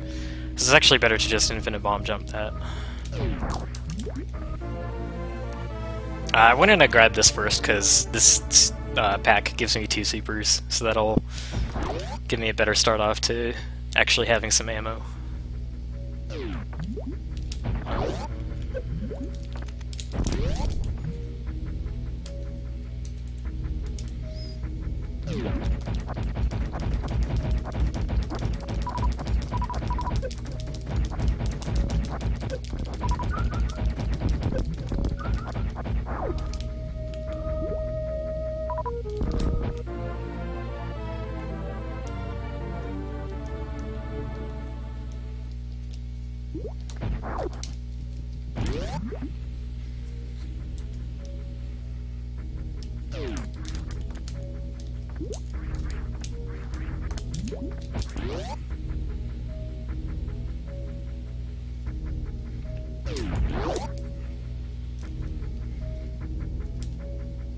So throughout explaining a lot of stuff in this game, I've used the term "we" a lot, referring to the runners.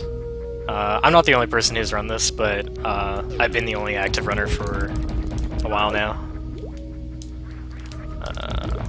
Okay, this is another room that you're supposed to have space jump to get the item. You need it to reach these gate switches. IBJing is slow, so I'm going to actually try and do some tricky wall jumps to get up here faster.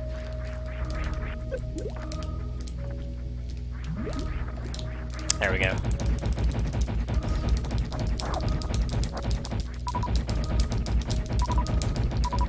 Yeah, the main other person who ran this is another SM runner named Personitis, and he did a lot of the heavy lifting for routing this game.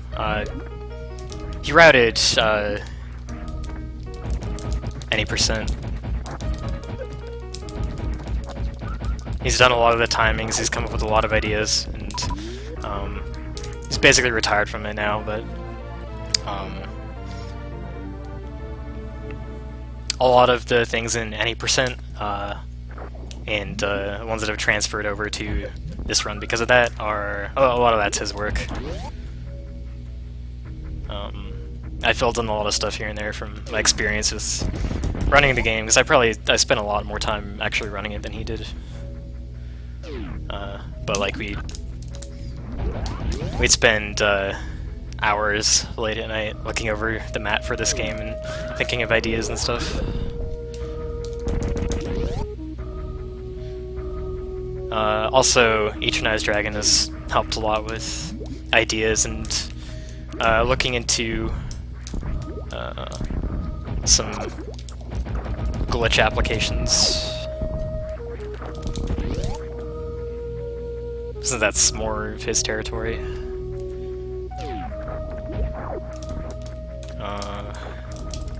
He's the one who came up with the setup to get early Varia, which took me a long time to figure out for myself how to do it.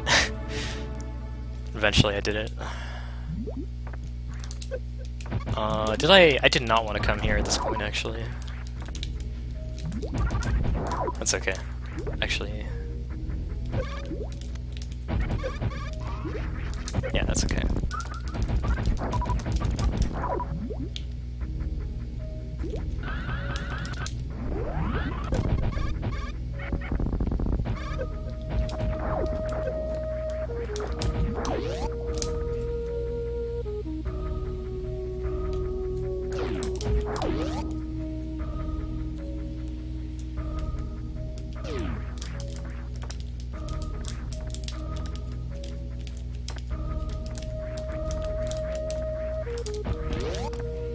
We also race any percent of this annually in the Metroid construction community. We had this year's race last Saturday, actually, so the 17th.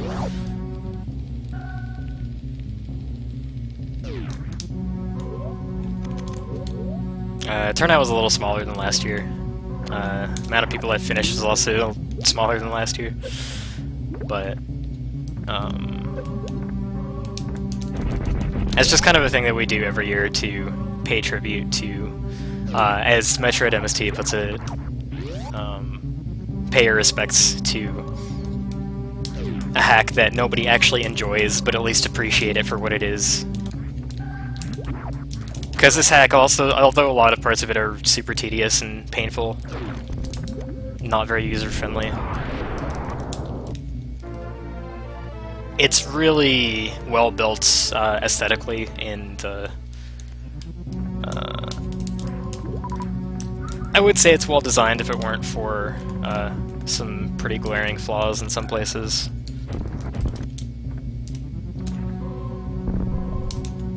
But it's way ahead of its time when it came to the amount of work that was put in, the amount of custom code that was written for it. It's basically unheard of at that time.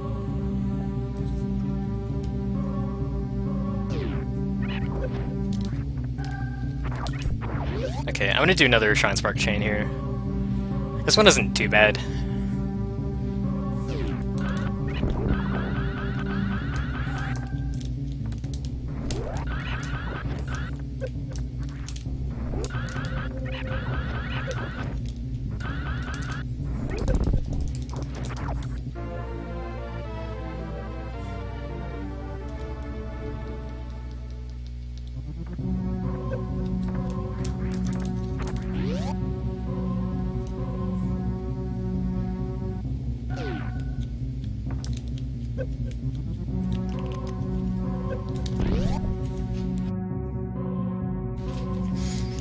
There's not too much to say here about the run, since I'm just collecting stuff.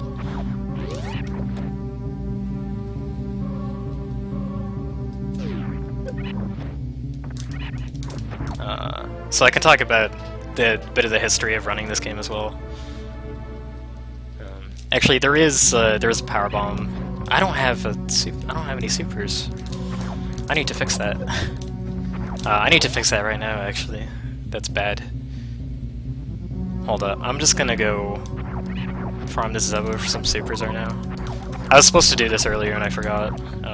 These are one of like the only enemies in this area that actually reliably drop supers. And I guess I should say reliably with an asterisk since it's dropping other stuff for me now. I want as many supers as I can get actually, because there's a gate glitch that I recently routed into this. A green gate glitch that I have to do.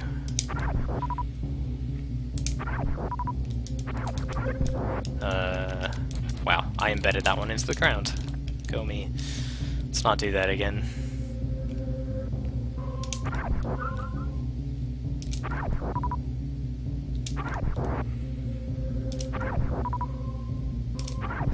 Okay.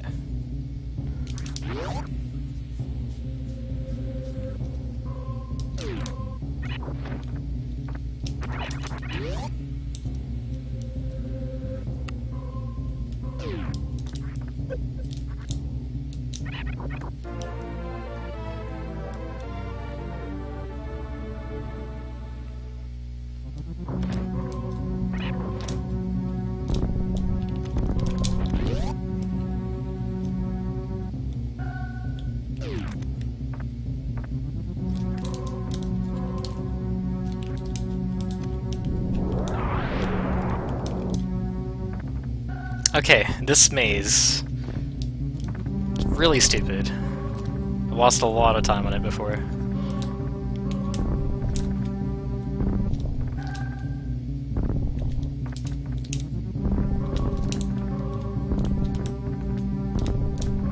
Particularly this part, it's really hard to get into the top left hole where I need to be.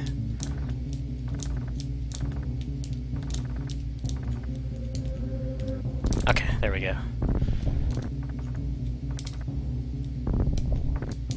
I made that look probably a little easier than it actually is. No, it's this one. Okay.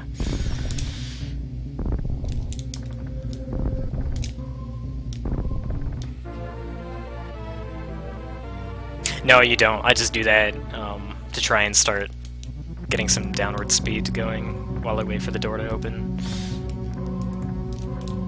But no, I don't have to hop into them.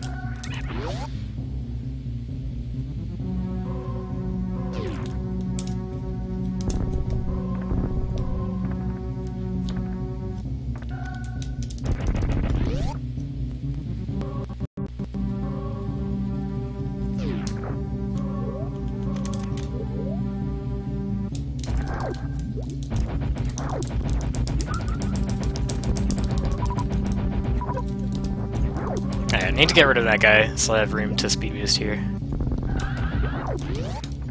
And it's very important that I run on this floor and break it. That makes that floor disappear forever. And I want to go back down through there. This is much faster to go that way. I am playing this on SNES, yes. I'm using a... I'm actually using a flash card that my friends Darkmaster Fleck and Pitch01 got me for my birthday.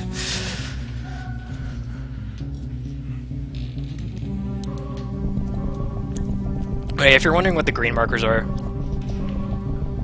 they are bomb counter, like the one from Metroid Prime. Limits the amount of bombs you can lay at one time. Just to make things more annoying for no reason.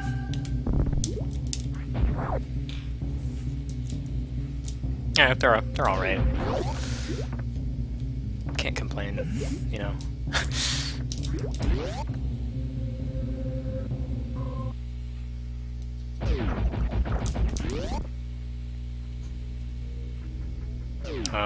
So what I used to do, and what I still do in any percent, is after getting that Guardian, that's basically all I need in criteria. And to the right is an elevator to Meridia, and I'd start going through Meridia, and I'd get to a point where it leads into a part of Norfair that I want to be in to get Screw Tack early.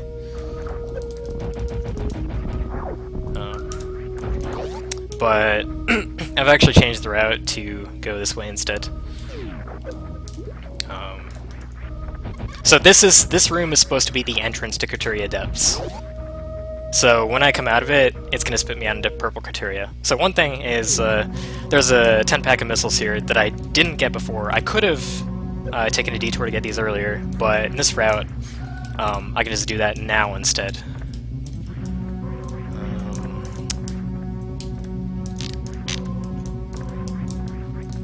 But the real reason that I decided to go this way is this will lead to an elevator that takes me to Meridia. And there's a green gate that prevents me from going anywhere from that elevator. But I'm gonna glitch that open. And that's gonna spit me out very close to where Space Jump is. And Space Jump is actually, if I get it now, I'm gonna save here actually in case I fail the gate glitch. But if I get Space Jump now, it actually reduces backtracking later by a lot. Because that'll actually let me having it won't allow me to do a trick, but the trick that I'm going to do works much better in the route if I already have Space Jump. Alright, there we go. That gate's a little weird because it's off the ground. I actually turned off high jump there specifically to make that glitch easier. Hopefully I can get this Giant Spark Chain for this missile. I messed it up. Okay. I'm just gonna get this later. I used to have Space Jump and Screw Attack to do that Giant Spark Chain I was about to do. And I don't have it now, and those help you out a lot with your movement. So it's much harder to do that chain without them, so I'm just gonna come back later with those items and do it then, instead of reloading those rooms over and over. Another nice thing is, there's this red gate that I opened that if I didn't come this way, I would have had to glitch it from there, and that red gate is also weird because it's elevated off the ground. And I struggle with that gate a lot. So I did kind of trade one gate glitch for another gate glitch, but it's still nice to be able to do that and remove another gate glitch from the run entirely.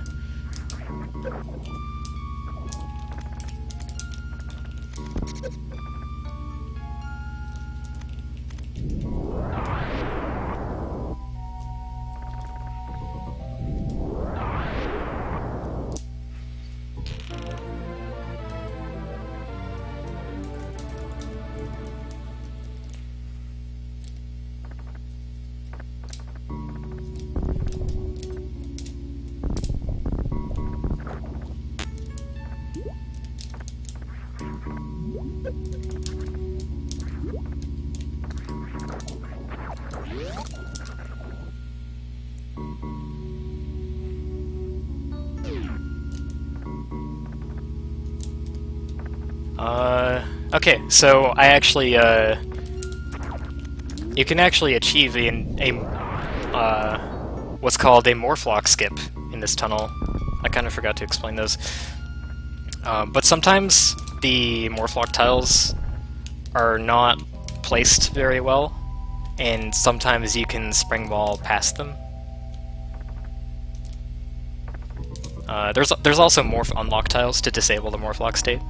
So actually in that particular instance, I used the spring ball at a particular time and bonked my head off a morph unlock tile. So that actually let me unmorph in that tunnel and shoot the wave beam to open one of the gate buttons here. You can't do that in the left side tunnel here, but you can do it in the right. It saves a tiny bit of time.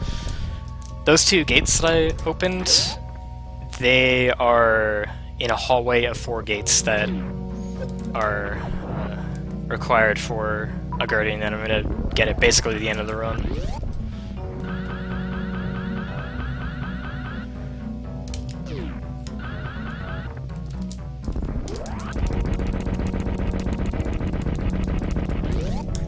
Alright, here's the Batoon fight.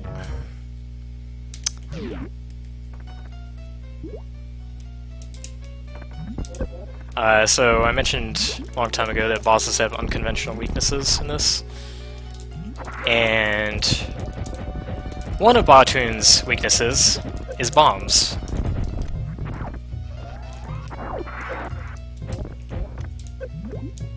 Oops.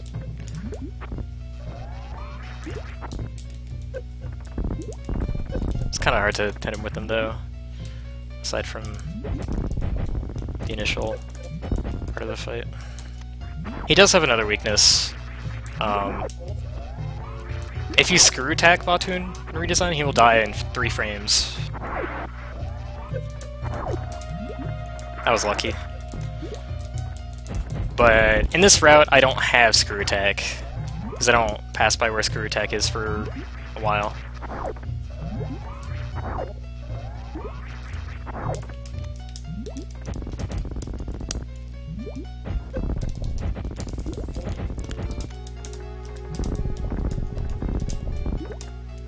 This fight is really annoying.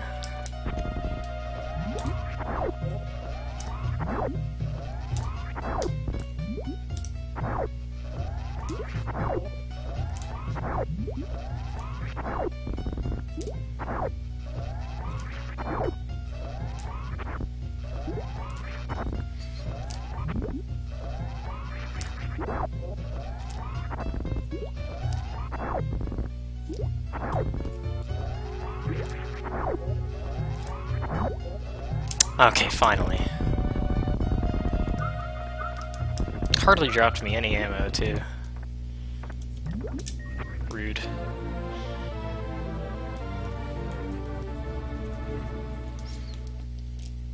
I haven't really looked into Moonfall for redesign, but it probably wouldn't help that much just because you already fall really fast. It'd be very hard to control with the physics. Secondary reason, more of an excuse really, is that I am not accustomed to playing the game with Moonwalk on. It screws with a lot of things that I'm used to, like the way that I fight Ridley. So, I'm pretty much just leaving it be for now.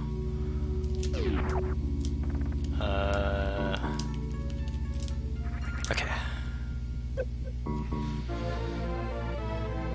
I wanted to make sure I got the jump into this little alcove to get the missile. This is a sandfall, and it's kind of hard to get back up if you fall down it.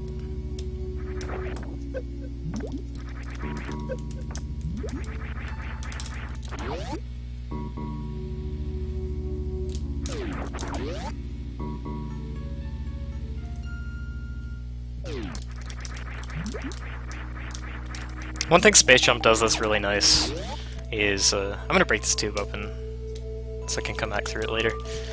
But one thing it does that's really nice is,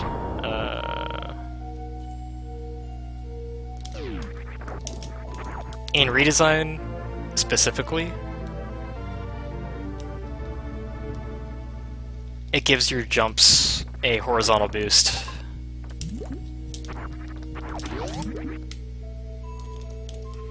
Which is like super good for maneuverability because you basically have like no horizontal maneuverability to start out with in Redesign.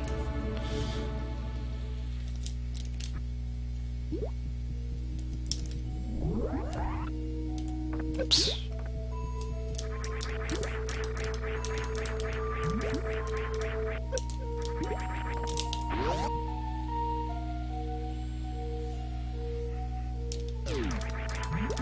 That snake's called Batoon, and he is in ElminsterRTA, yes.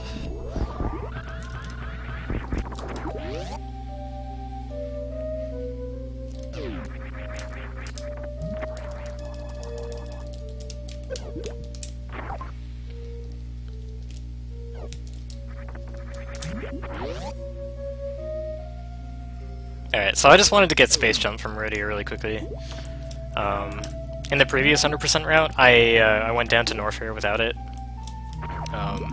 Cleaned up East Norfair, and then came back up and went and got Space Jump. But that's a lot of backtracking. And I decided it'd be better if I got Space Jump earlier and then came down here. Because I don't want to go that way, actually. There's an item I need down here. So, this over here. This room I'm about to go into, this contains the entrance to Lower Norfair. This is how I'm supposed to go to Lower Norfair.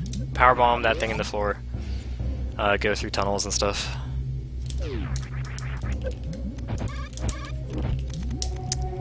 But, there's a way to break into Lower Norfair from reverse.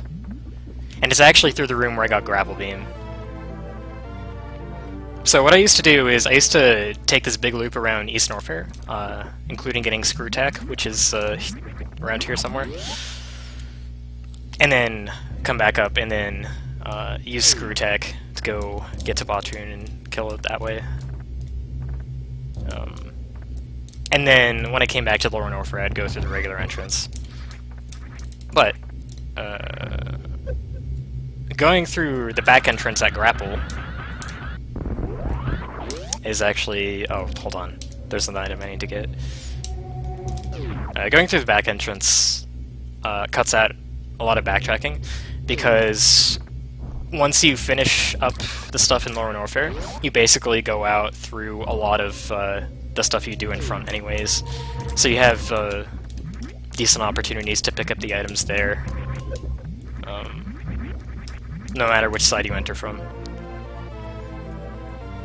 So entering from the back is a lot faster. So I'm going to be doing that. It actually requires you to do something very stupid, though.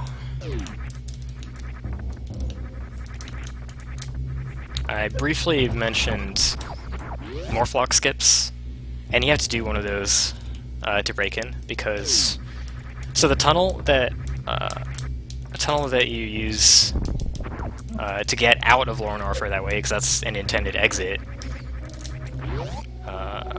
has a super block at the start of it, and then you go through, and you're in Morphlock in the tunnel. And that Morphlock would prevent you from, if you're coming the other way, it would prevent you from unmorphing and shooting out that super block. Because the tunnel is one tile high, for the part that I need to do the Morphlock skip in, it's extremely precise and stupid.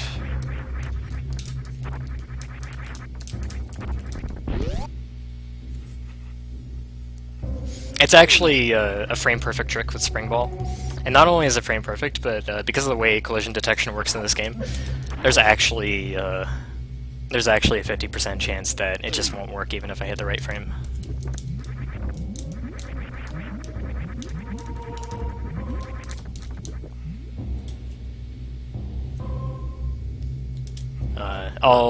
I just wanted to, like, pre-explain that briefly so I didn't have to say all of that when I was actually at the tunnel doing the thing. But I'll try and point out more of what I mean when I get there.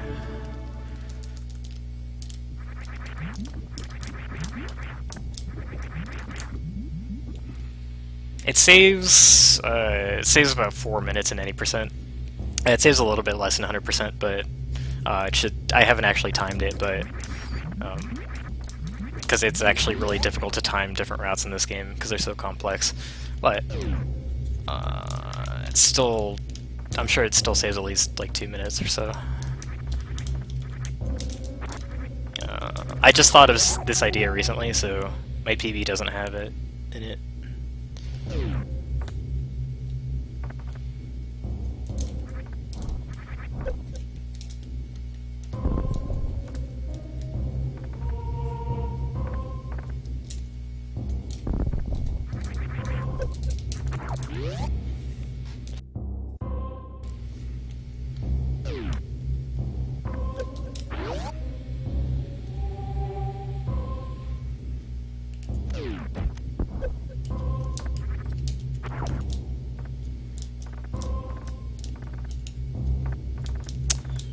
You have to do this maze to get this power bomb, and it's really hard to see where you're supposed to go.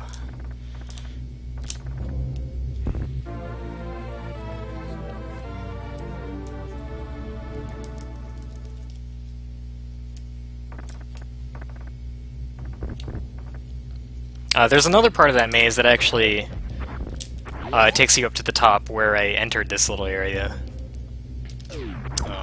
And I used to exit it that way, but I timed it and I found it was actually slower to just go into that room, get the power bomb, and then come out the same way. Alright, so this is where Screw Attack is.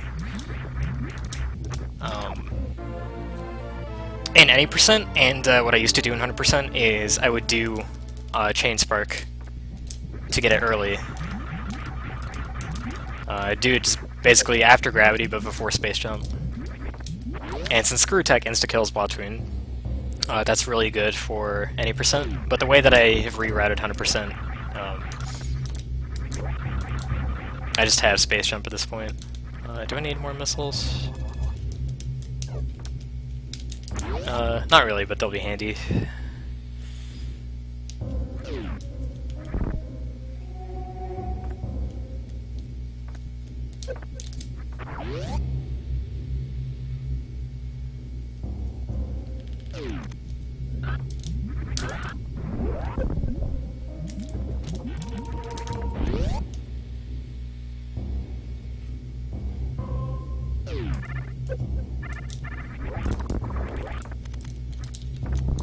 Powerbomb this blockade. This is called the Indiana Jones missile. So what you do is you get rid of that blockade so that the boulder is unobstructed and it can go through this wall.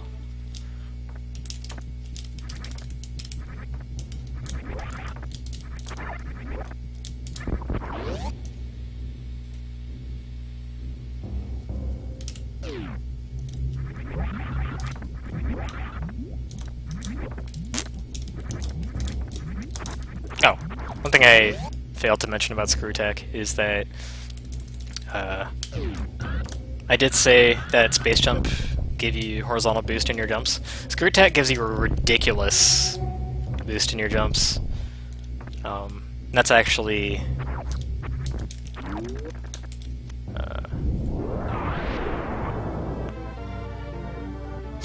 a reference to ScrewAttack in Prime 2 and 3. More Prime references. Another thing unique to this hack is that you can toggle whether ScrewAttack is active or not by holding the run button. So you have to be holding run during a spin jump for it to work. This is to give you more control over your jumps so that you can choose on the fly whether you want to use ScrewAttack or not. But in general, ScrewAttack actually makes moving properly much more difficult. It's especially difficult when you're trying to use it to control ascending up through platforms.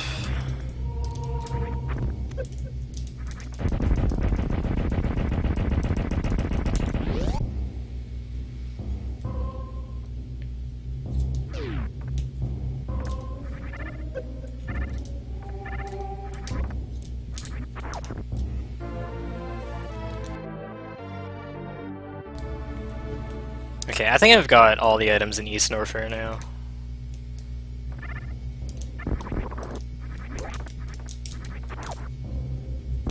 So now I can head into the Lower Norfair. And I'll be going back to the room where I got Grapple Beam to enter in the back way. And you'll see what I was talking about with the tunnel and the Morphlock skip, hopefully. Oh, that's not how you do that.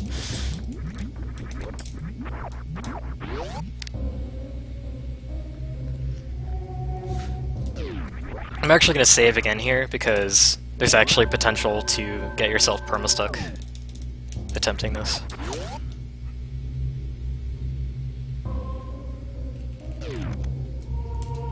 I think I'm okay on ammo though. But yeah, you can get yourself permastuck doing this. Because if you accidentally touch a Morphlock tile while you're unmorphed, the game will still lock your up and down buttons, so you won't be able to remorph, so it'll be stuck standing in the tunnel forever.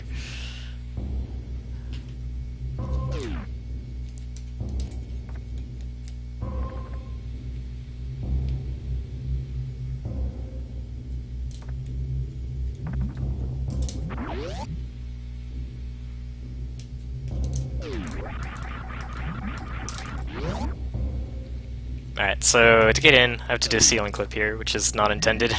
That ceiling clip, for whatever reason, requires high jump to perform. And this part requires spring ball, so that's why I couldn't do this earlier. Alright, now, this is going to look stupid, but this is the Morphlock skip. Basically, due to the way collision detection works, to get this jump to work, I have to touch this block on the far left of the platform that I'm doing the spring ball jump from. That is the block that puts me in Morphlock, and I need to jump over that. I need to go to the right to refresh the Morph unlock state. I need to try and spring ball jump over it. So I have to touch the block for only one frame as I do this, and it has to be a frame on which the collision detection is not active for this column of blocks. As the way collision detection works in this game is it actually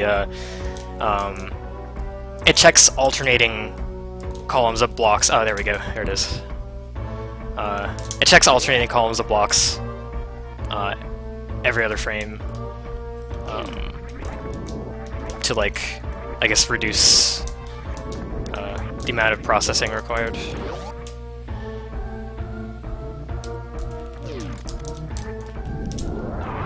So that trick, you can easily lose runs too. It can sometimes take minutes to perform that.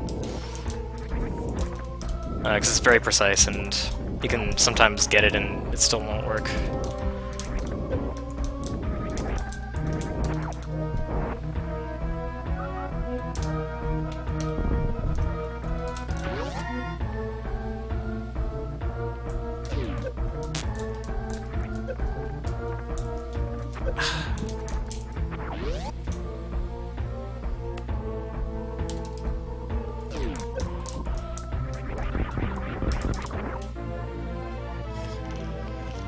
Health is not very good.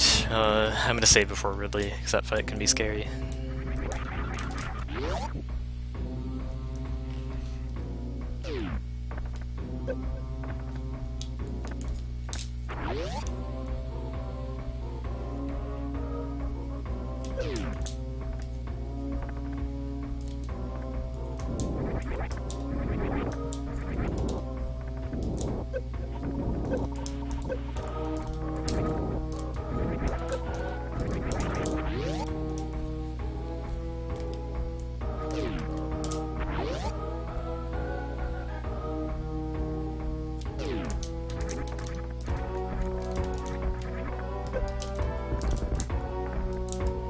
This room, I need to run across these crumble bridges without getting knocked down. To ensure that I actually intentionally take damage from those bowls, so that I can run across the bridge without fear of getting hit by a stray one.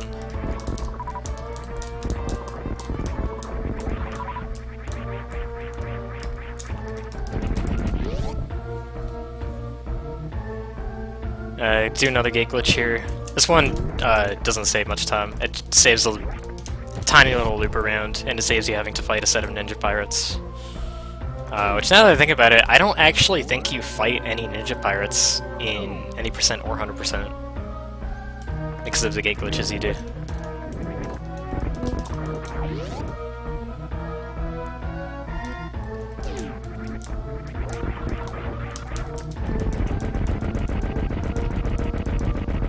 Alright, so I'm about to fight Ridley.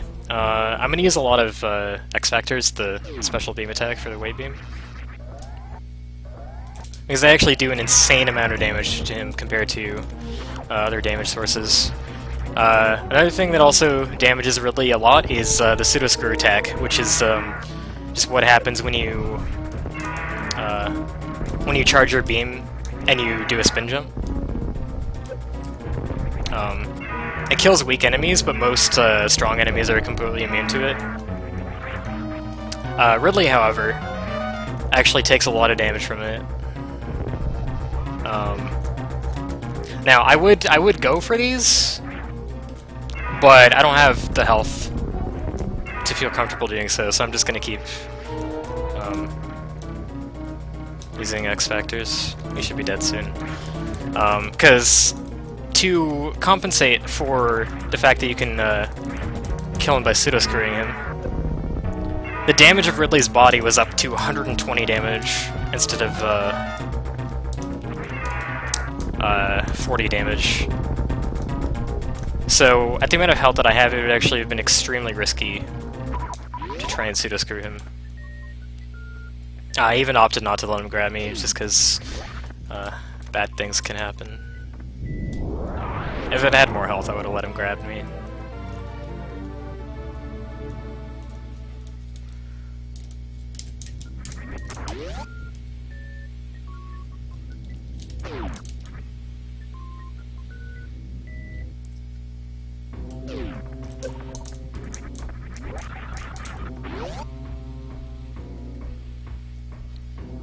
This is kind of a boss rush sort of area.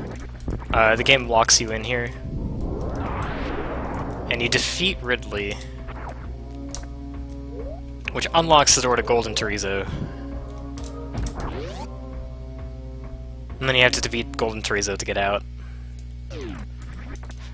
And the entire point of coming into Lower Norfair and doing these things is to unlock a couple of Guardians. This room was set up... It's supposed to be set up in a way so that you can't cheese the fight like normal. Because it's got the enemy breakable blocks, and it's got the spikes at the end here. But you can actually maneuver him into position without too much trouble. Just as long as he doesn't walk into the block directly in front of him right now and break that, I'll be fine. There's a pretty well-known AI exploit that exists in the original game, where you just, you get on this specific tile, back him against the wall, and he won't be able to do anything, you can just shoot him.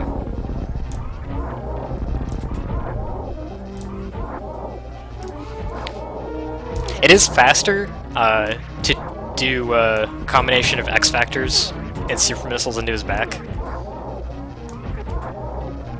but I found that the extra time spent doing the fight this way is well worth the ammo that you save.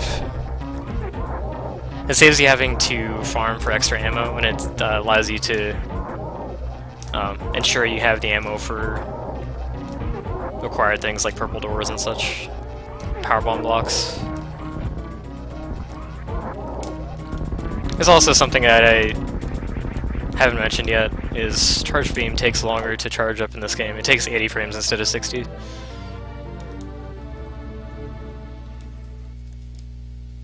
One of the things in this game that's supposed to make it more difficult. I go to the left at 100%.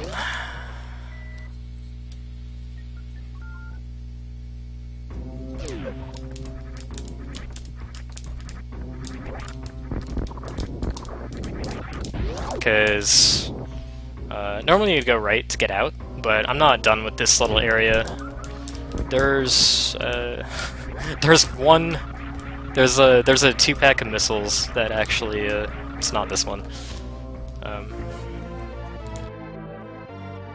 There's a 2-pack of missiles that you have to do a bit of a Shine Spark puzzle to get to, and to get to the part where you do the puzzle, it's behind a locked door. You have to kill the lower Norfair bosses to get there. Which is really silly, like you have to go through all this effort to get a 2-pack, but it's just what Redesign likes to do sometimes.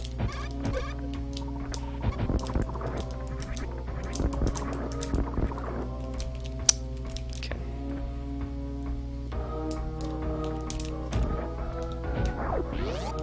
This was actually the way, if I'd went left there, that would have been the way that I was supposed to go to get to Ridley, to not do that gate glitch.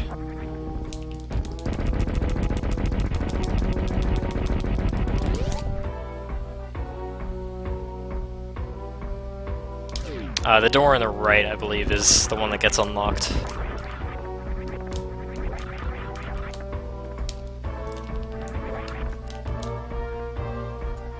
Okay, so I need to powerbomb this thing.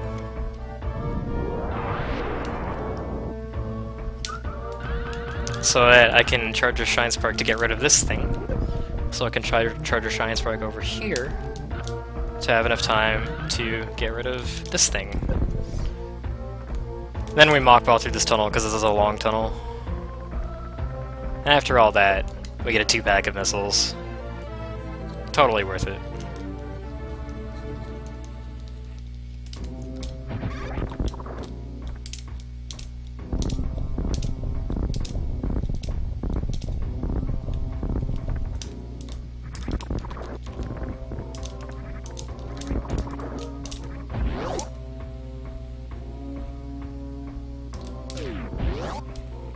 And then we actually go through this area again to get spit out to where you would normally end up on your way out of LN.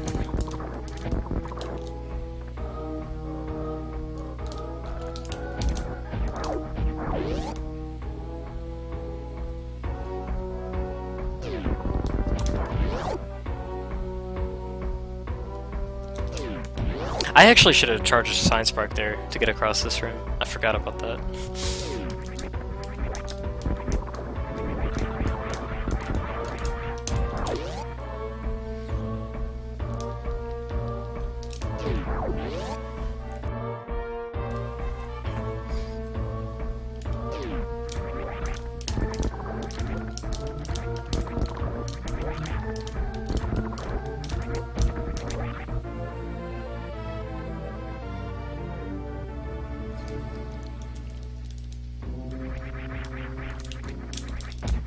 So your reward for beating the lower Norfair bosses, in addition to being able to beat the game,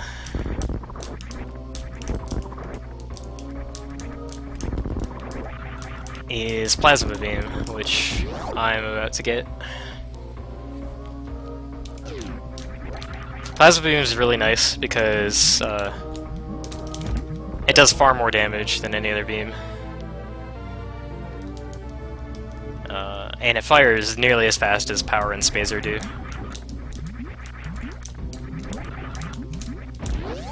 So it's really nice even as a standalone beam. You feel this a lot more in any percent, where we don't actually get Spazer in any percent, so we're pretty underpowered for most of the game.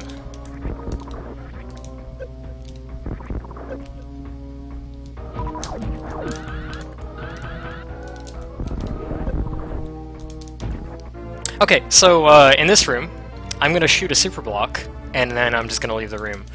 This super block I'm about to shoot is actually, whoops. It's actually the bottom of a set of 8 super blocks. You'd normally have to shoot through the entire thing to get past here. This is for the normal route into Lower Norfair, and this is, it's basically sort of an ammo check or something. It's pretty dumb. But you go into Lower Norfair the normal way, you have to shoot downwards through that set of 8 super blocks. So in any percent, back when we went through the front of LN, we had to make sure that we had at least 8 coming into that room. We had to make sure we picked up 8 in the route even. It was just a really dumb ammo check that doing the reverse entrance, we get to skip that. And the trigger for getting rid of that is shooting at the bottom one. So, detour into that room to grab that missile after shooting the bottom one, now they're all gone. This isn't where I'm supposed to go.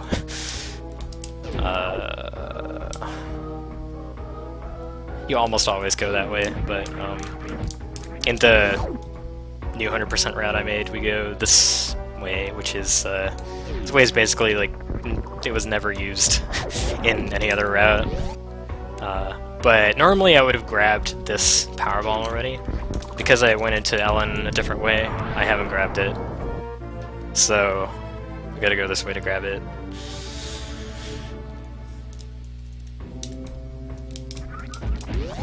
Wait, why am I doing peace symbols? Elm-Pair V. Okay. I can get behind that, I guess.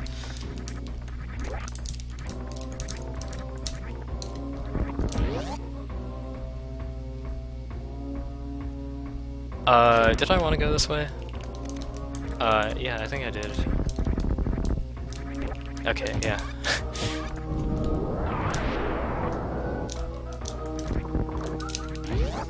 I don't normally go through that room backwards, and this route is really new, so I got a bit confused there.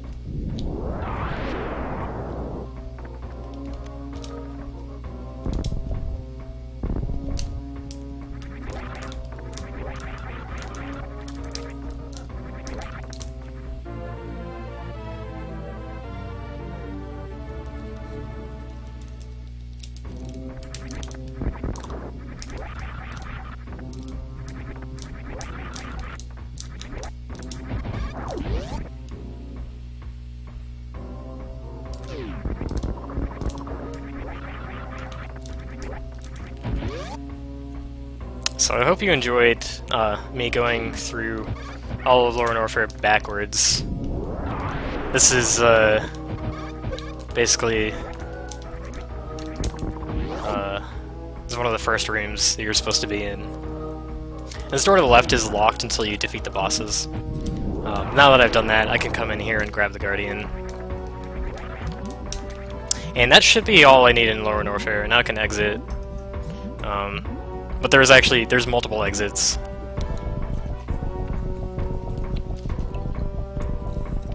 I think there are 3. So one of them spits you out at Grapple. That's the one I used to get in. The other 2 are basically in the same area, but one of them you shine spark upwards out of a room that's filling with acid, and the other one you just go through a door and it spits you out by a Ridley head, and that room connects to near where Speed Booster is. It would probably be more efficient to take the Ridley head path out, but I can't really do that because when I shine spark out of this room, it's going to break speed blocks that are in the floor of the room that I come out in, and that's going to allow me to access a power bomb. So, barring some crazy, really crazy temp blue shenanigans that are probably insanely difficult, I'm going to have to take this path out to be able to get that power bomb.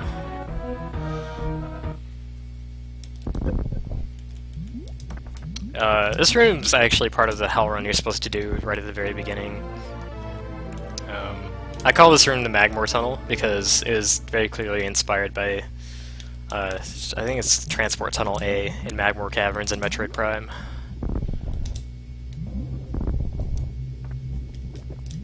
There are the blocks underneath you that you break by doing bomb jumps, and there's this there's even the energy tank in the ceiling. I think in the Prime community that's called the safety tank, or the race tank, because an optimal 90% run wouldn't get it, but it's often gotten in races for safety. I probably didn't need to explain that, probably kind of explains itself.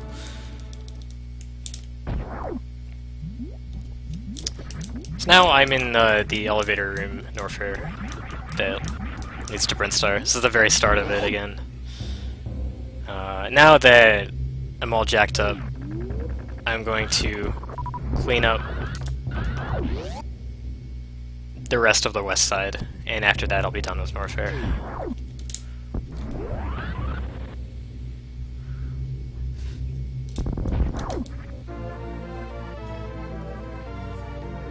There's actually another Morphlock skip that I'm gonna do pretty soon. It's not nearly as stupid as the one to get in reversal or Norfair.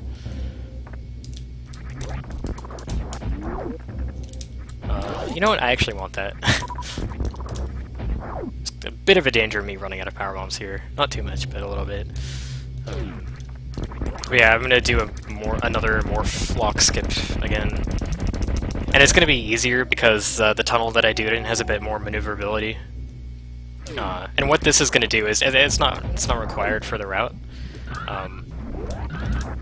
but there is a really annoying like Morphball tunnel puzzle that wants you to do a series of really stupid infinite bomb jumps, some of them diagonal. And so doing a Morphlock skip actually lets you unmorph in the tunnel and just jump up through the sections that are annoying.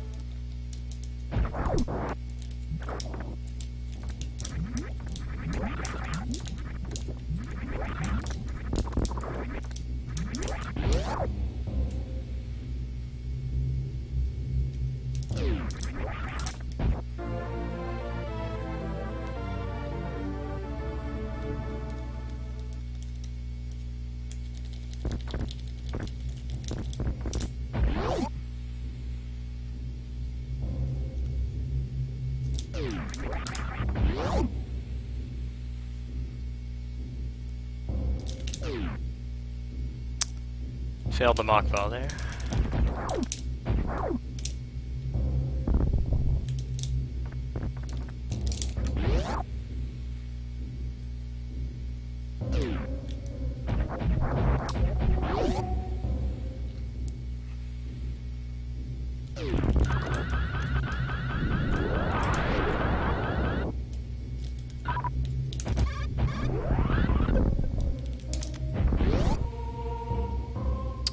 This room is a bit annoying, because you can't charge a speed boost in lava.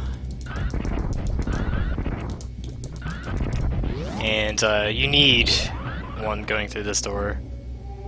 Like, actually running through it to break that floor.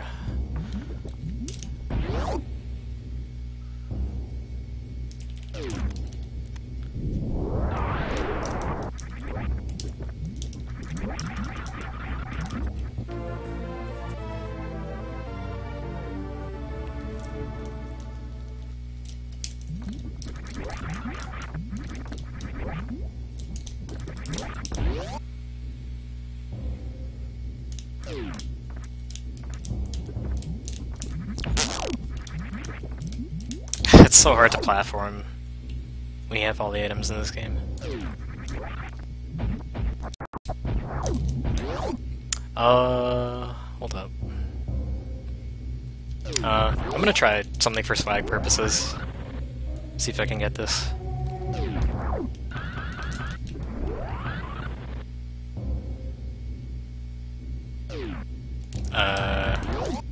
That's not gonna work. Hold on.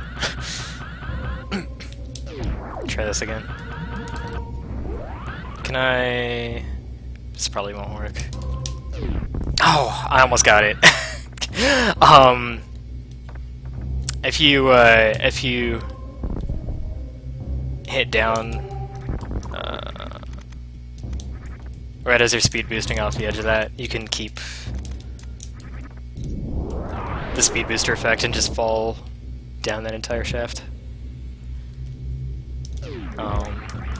It's really difficult to do there. There's a lot of applications like that in like in Super Metroid and in other hacks that are much easier than that particular one. This is the speed boost escape, post-apocalyptic edition. This is after it's all caved in and stuff. You can come back here, the lava's at the top, and get that reserve tank there, which is accessible because the cave-in broke open the floor. I really like stuff like that in this hack. There's a lot of nice touches like that.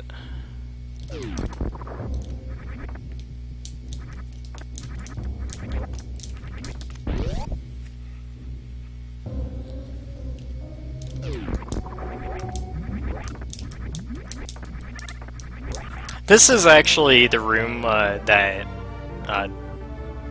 the third Lower Norfair exit that we haven't seen. There's a Ridley face at the end of here. It's actually, I think this is a copy of a room from Metroid 1, but there's a Ridley face at the end that that door is locked until you've defeated Ridley. So you can't enter that way, but you can exit that way once you've... oh wait, I entered this room the wrong way. I was supposed to go left, but it's okay, this room loops, or this room connects to a loop, sort of. I actually need to break these speed blocks that are covering this pipe, so I gotta run back through here.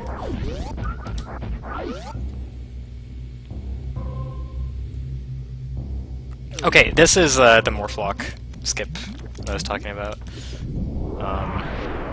If I spring ball through here just right, then I can get into that tunnel. Ah, come on. I probably already hit the Morphlock tile. Oh, I didn't. Wow. Alright, there we go. Now I have to not screw this up. There we go. Yeah, so this would normally require some very annoying infinite bomb jumping to do.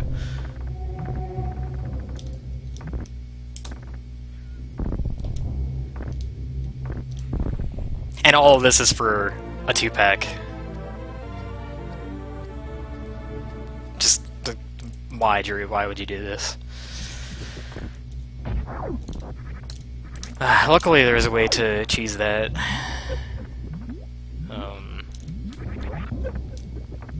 Alright, there's a cute little glitch you can do to open this gate from the left.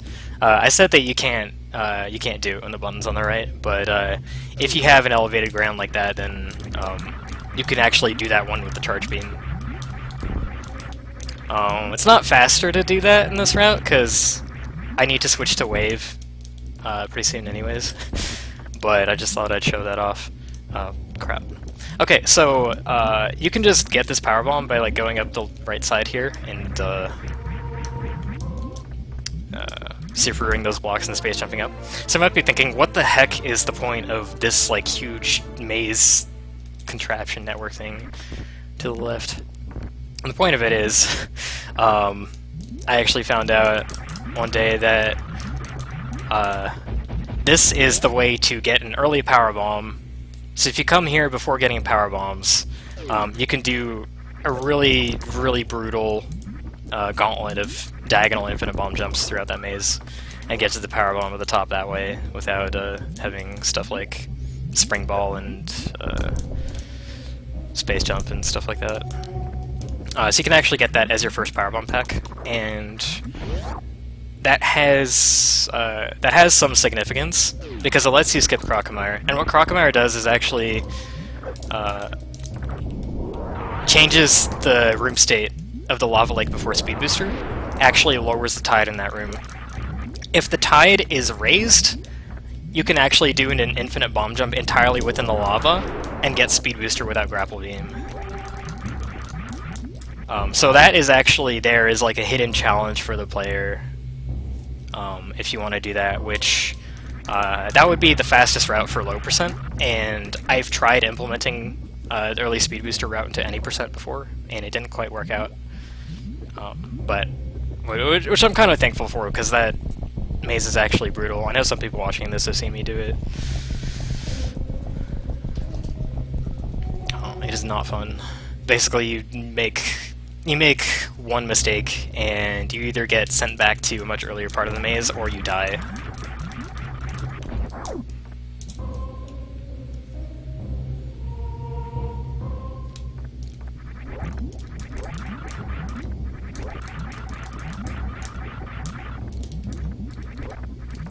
Okay, so I think that's everything in...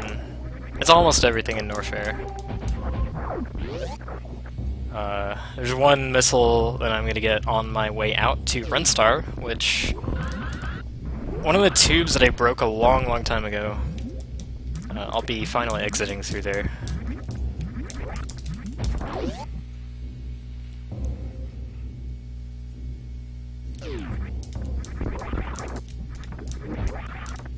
If I could space jump. This room is extremely laggy, because it's actually combined with another room. One thing that Redesign did a lot throughout the hack is it combined two rooms into one to like be able to make more rooms without having to make too many room headers, like too many separate room IDs and stuff like that, the data that goes along with that. And a side effect of that is the rooms that are combined, because more stuff is loaded than you can actually see, they tend to lag a lot when a lot of stuff's going on.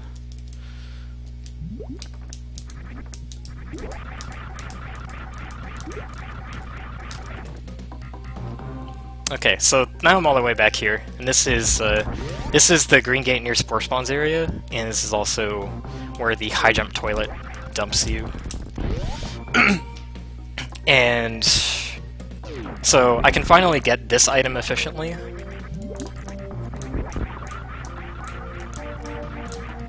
If you don't have gravity, then you'll have to ice climb all these fish underwater to get this, and that's really awful and slow. I'm kind of low on power bombs, so I'm going to be skipping some power bomb uses to try and save some.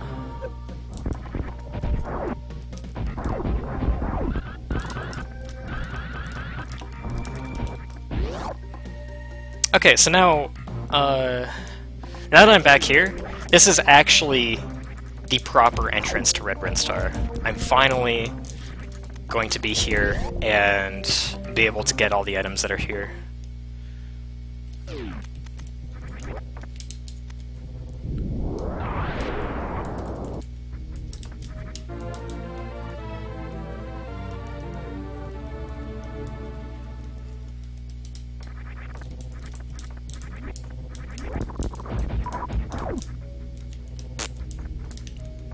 This hole's annoying to get into.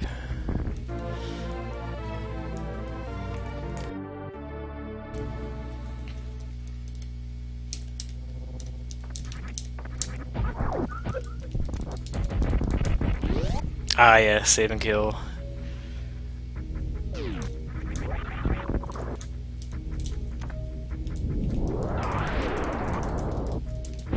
keep in mind that this is a ROM hack, and that being the case, the paths to the animals will be much different than what you've likely seen.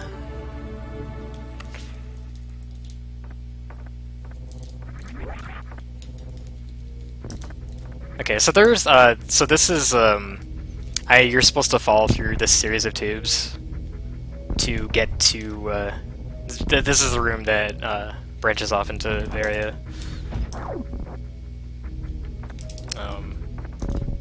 And you're supposed to go through here on your first trip to Red Brinstar, and then go down through all this underwater stuff to get to the energy tank and to get to where Crate is.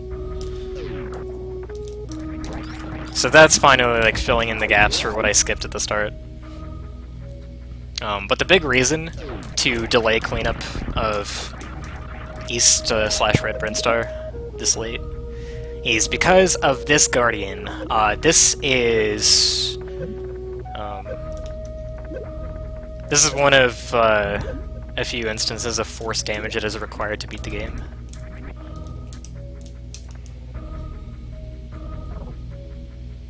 There's force damage for quite a few items for 100%, but this kind of sticks out as one of the ones required to actually beat the game.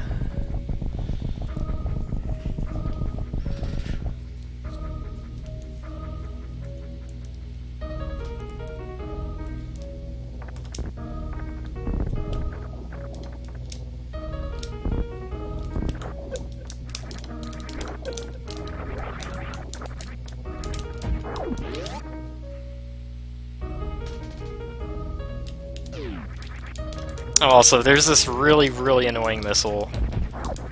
Wow. Wow, that was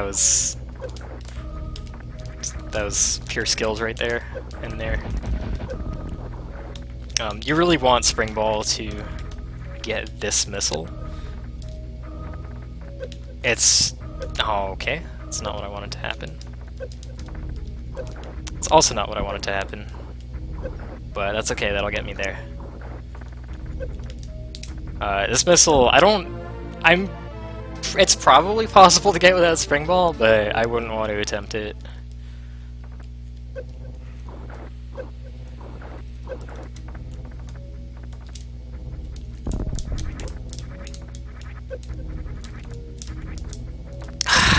Wow.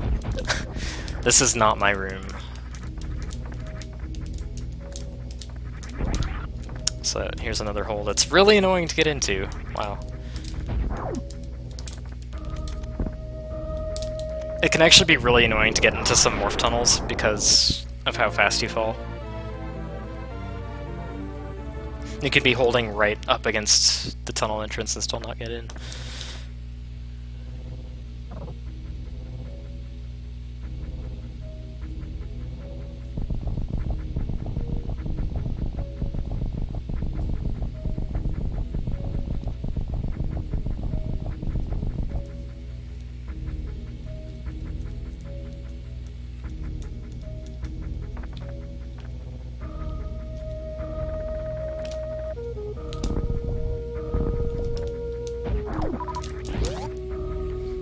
Okay, I always forget which pipe I need to go into here. I think it's this one. Space jump would work. Yeah, okay, it's this one.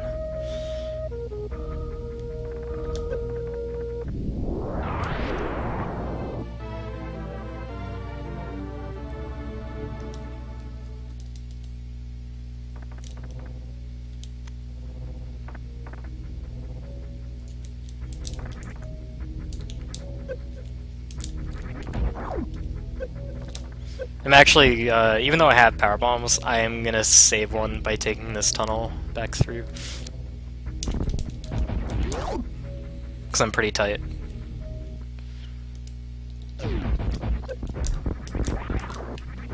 Okay, I did not want that to happen. This is the room where I got my first super pack, by the way, in the spike pit.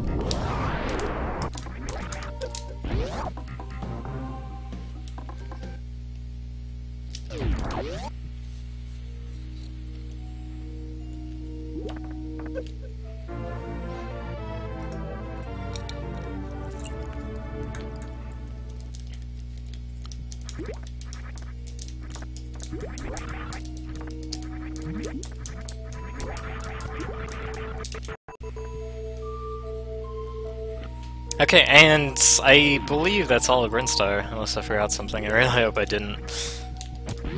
But that's all of Brinstar cleaned up. Oh no, the only place left is Meridia. I'm gonna go and fight Dragon, because that's gonna open up Meridia for me. It's gonna open up a lot of doors that are locked. And then allow me to get everything, including the last Guardians.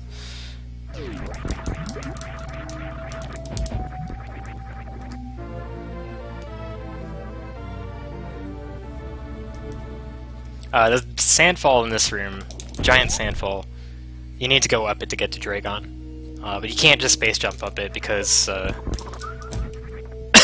it's a sandfall, you're not allowed to do that.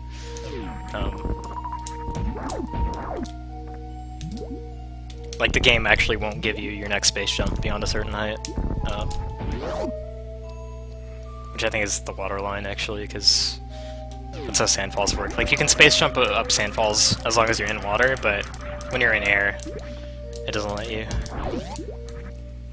So, one of the things Dragon unlocks is actually the beam combo item. It unlocks a nice gate glitch. That gate glitch saves several minutes.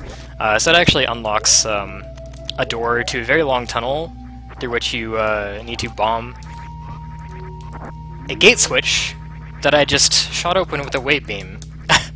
It's a trick that was found not too long ago, a few months I think. And it might not, if you haven't played this, it might not look like I really did much. But you're not supposed to be able to shoot weight beam at that gate switch. What you're supposed to do is go through that entire tunnel and bomb it, and the way the game prevents you from just shooting it like I did is there is a shutter enemy that is inside the ceiling there that is invulnerable to your shots that basically protects it. So what I did to hit it was I wanted that power bomb. What I did to hit it was I jumped at a certain height so that when I shot, I would rise up so that when I scrolled the screen to where the gate button was, the shot would be, like the gate button would be on screen. Or not on screen, but like within reach. But I would do that after... I'm not explaining this well, I'm sorry. I'll try to explain this after the fight. Which, since I have beam combo, this fight's gonna go extremely quickly.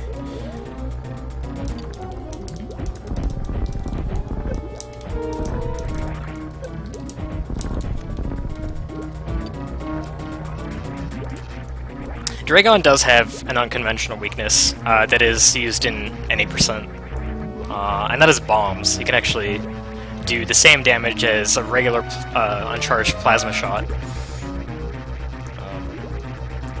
with the bomb, if you can time it right. But since I have beam combo, I can stack all my beams and do a lot more damage than just doing that would.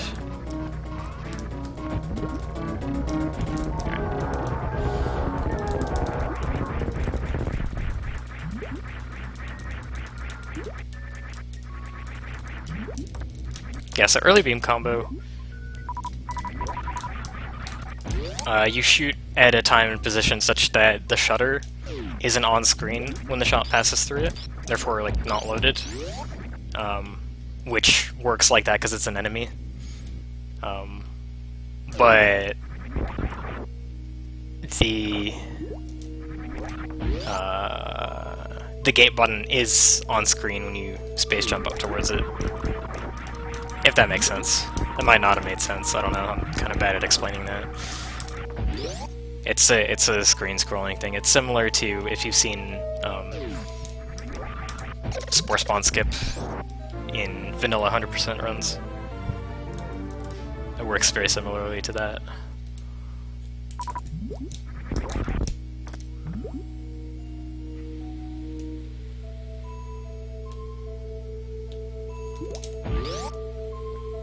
gonna pop into this room to grab the super missile really quickly. Normally, I would be able to grab the super missile on my first trip through Meridia as I descend to the three-way fork where Kraid's tube is. But since I didn't go that way, this is the only time I'm near it.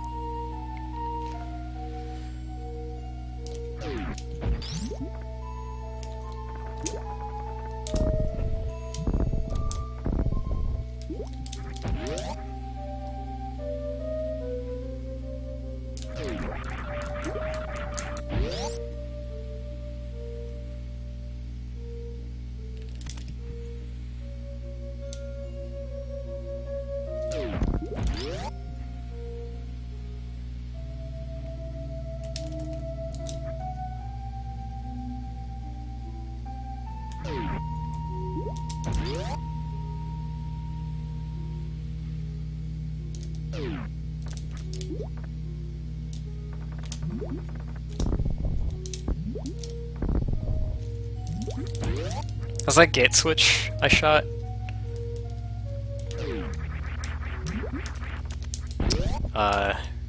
Opens up a gate here. This is gonna let me get one of the Guardians in Meridia.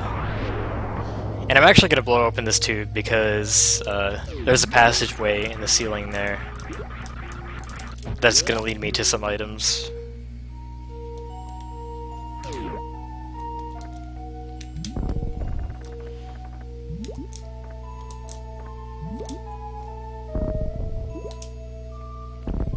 So you can actually just unmorph here and shoot out these blocks in that gate button with Wave Beam instead of going along the bottom there.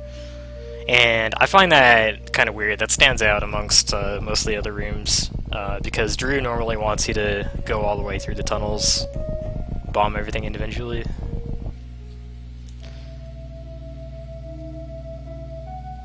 I think he just forgot to morph lock you in this room.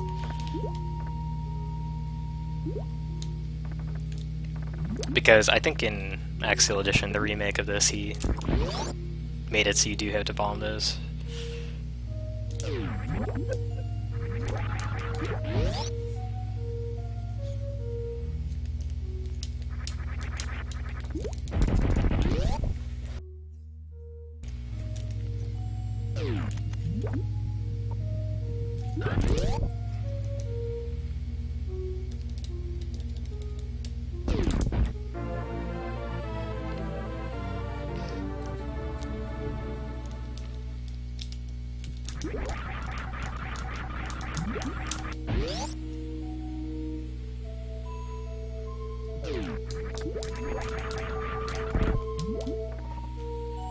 Hey, seconds.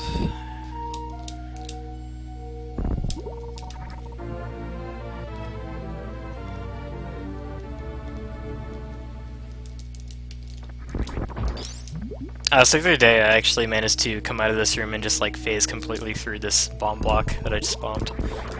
I'm not sure how that happened, but it really caught me off guard. Apparently it's a thing. Don't know what causes it.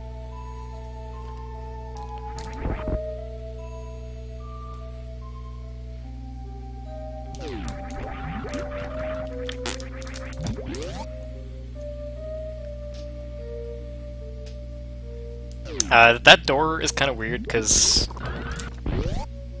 it is a Dragon lock door, and all it's guarding is this one pack of supers. Which I'm not sure why that's significant enough to lock a door for. But this room also allows you to do is you can charge a Shine Spark in this room and use it to break the speed blocks down here in the next room without having to chain at all. This skips a Shrine Spark chain that you're supposed to do to get this 2-pack of supers down here. So I kind of wonder if that was intentional and the door to that lone super pack was locked for that reason, because it'll let you skip this Shrine Spark chain. I'm not sure. But in any case, I don't have to do it.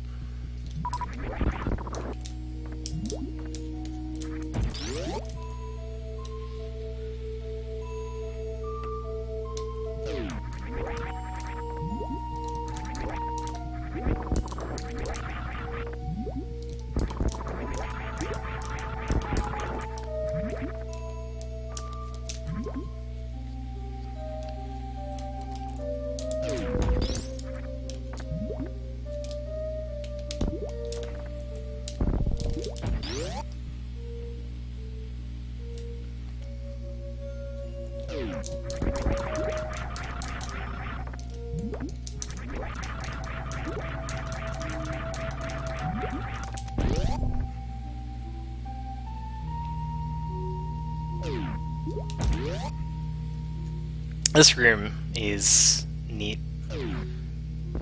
This is a one-way crumble passage, although those crumbles disappear forever, so if you were to go back through here, you'd be able to use it as a two-way. But this is a Metroid 1 item room. Neat little references everywhere.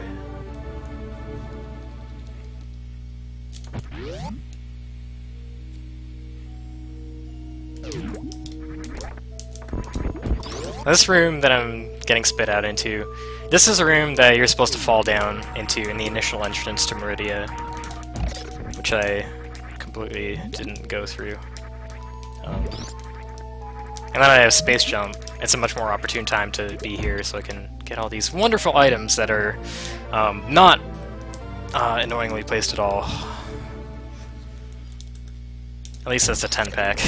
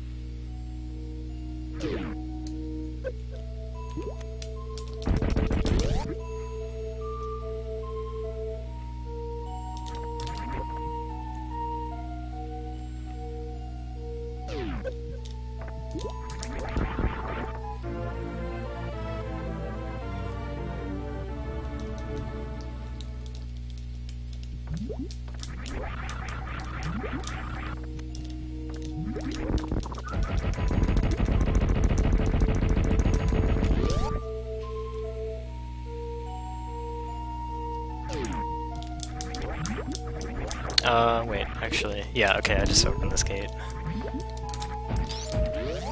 This is actually when we used to get beam combo during the run. Because at this point, we would have been able to go through that long tunnel and open the gate switch. But thankfully we no longer have to do that.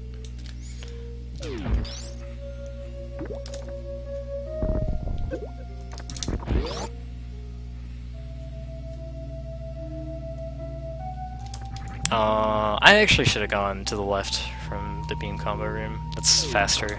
I keep forgetting that. It's faster to fall down the Dragon Sandfall again than to go the way I did. Not by much, though, but it's something I need to remember. So I keep doing it wrong in runs.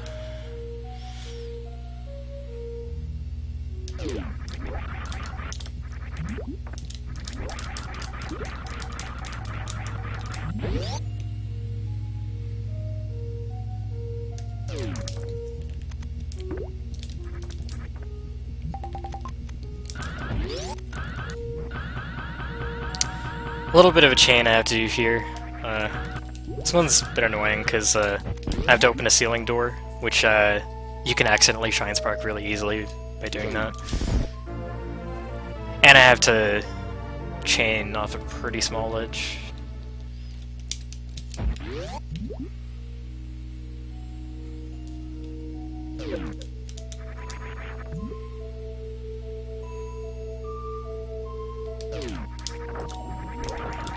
Alright, this earthquake signifies that the tube in this room, which I haven't passed yet, but there's a tube in this room that like disconnects the two halves of this room.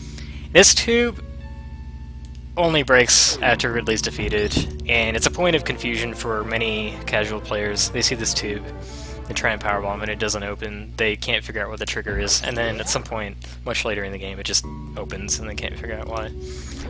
It's because of Ridley.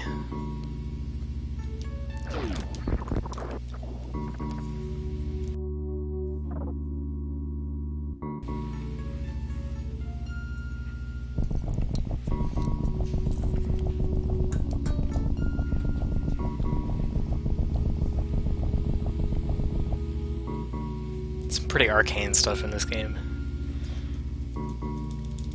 Also, enjoy the sandfall curtains that just abruptly end. Looks really weird when the text box disables the water effects.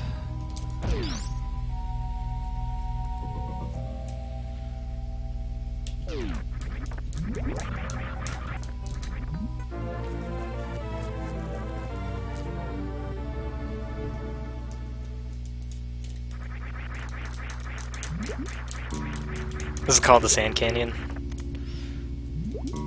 This room that I'm about to go into, this is called the Uterus Room. Because if you look at it on the map, it's shaped like a uterus.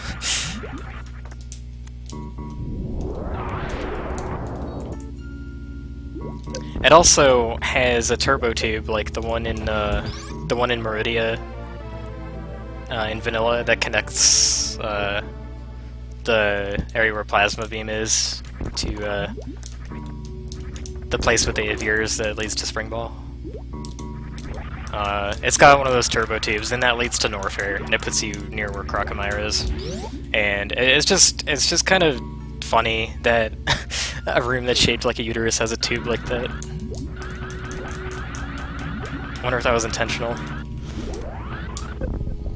That Shine Spark I just did up through that sand pit, that saves like 5 seconds, and a safer missile. It saves time from not having to go through another room. So now I'm gonna get the bottom 2 switches for the Hall of Gates. That's gonna lead to the final Guardian. I'm actually able to hit that switch with the wave shot, but this one's too far away from any place where I can shoot.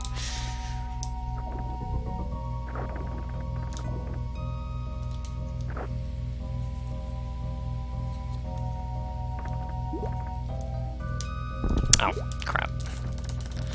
The bomb jump across this sand pit is annoying.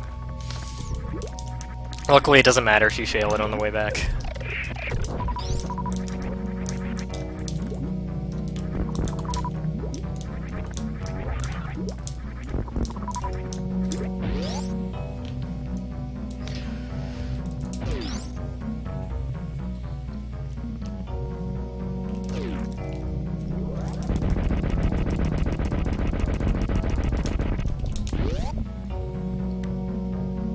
So this hallway, this Hall of Gates, it leads to probably the most evilly hidden Guardian in this entire game. Because you go through this hallway, there's a power bomb. You come in here, and it's basically like just a gate switch. Gives you access to the rest of the room. You have to jump through the ceiling to get the Guardian, and there's absolutely no hint for it. I mean, you can see it with X-ray, but it's kind of hard to get into a position to look at the ceiling with X-ray. It's probably the Guardian that casuals have the most trouble finding.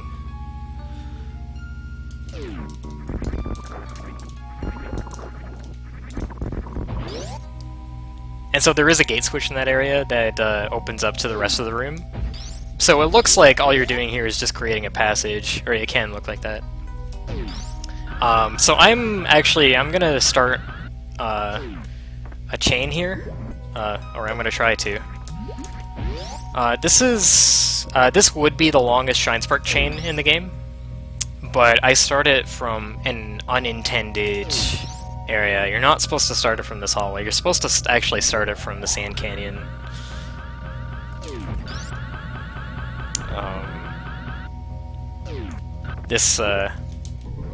Doing it from here shortens the length of a little bit, but it's actually really difficult to get that chain off that particular slope and have enough time to go down through that sand pit.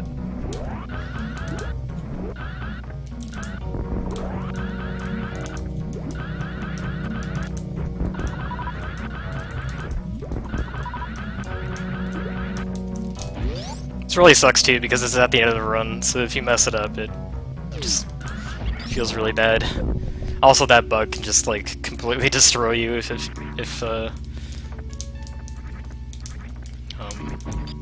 really easy to fumble because of that bug, and for it to hit you when you're trying to do the spark.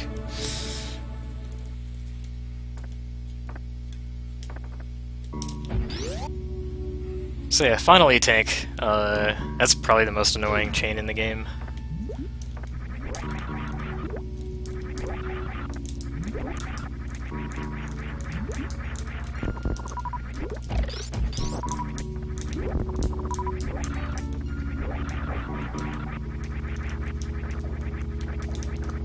I'm gonna try to get on this platform in spite of these sandfalls. That's gonna let me use the Shine Spark path outside of Botwoon's door at the top of this room. It's gonna let me use that for a Shine Spark chain. This is how you're supposed to get to it, but you're not supposed to be able to retry this easily if you fail it, so doing that was kind of my solution for getting this to work without having to do a huge loop around if you fail it.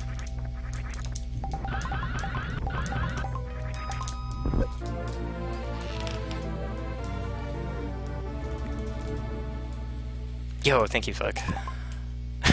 Actually, wait, what did you donate it towards? Might want to hold off on that, thanks.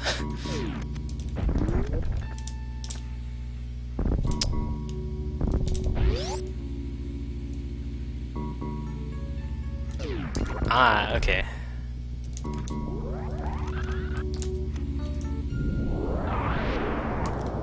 Nice.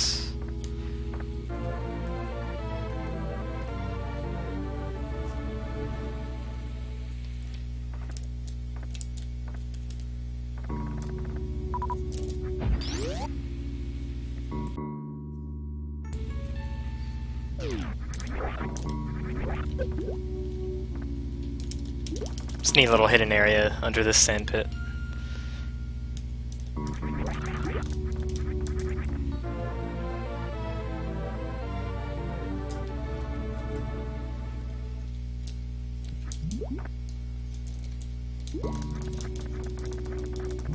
I'm para, does that count? I'm gonna do a diagonal bomb jump into a spring ball here. That actually carries that momentum all the way through that part of the sand pit. I realized you could do that the other day, and it saves a few seconds in that tunnel.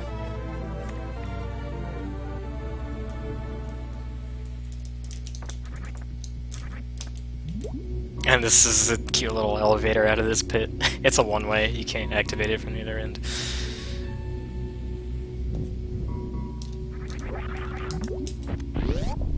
Okay, so that ordinarily would have been the last item, but there's this chain that's really difficult without screw attack that I screwed up when I first entered Meridia. So I'm gonna go do this again.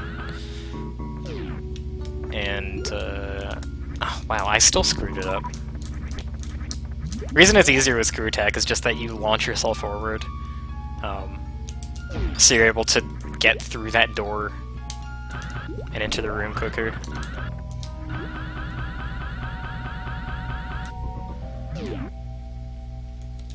There we go.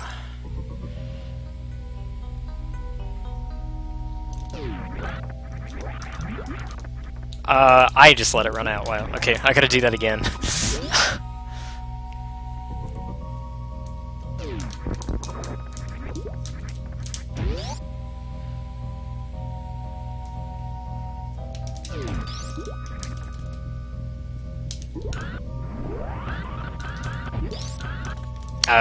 Please.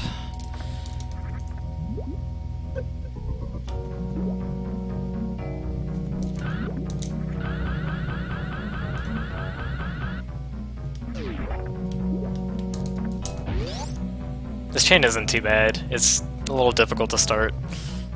This part I took a bit of a risk, jumping all the way to the right side without rechaining it off of anything. But I felt it was a reasonable risk, but it caused me to screw it up. Okay, so that should be the last item, hopefully.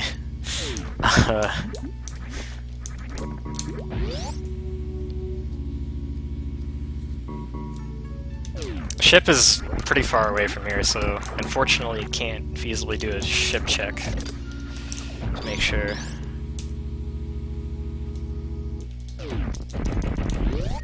So we're just gonna go into Toria and hopefully I got everything.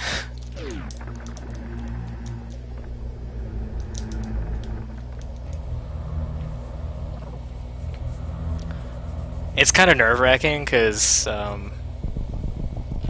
the only you really don't know if you got 100% until you see the 100% at the end of the credits. Because like, if you miss a missile, you might find out if you refill your missiles at the end. But supers and power bombs, you're not likely to find that out.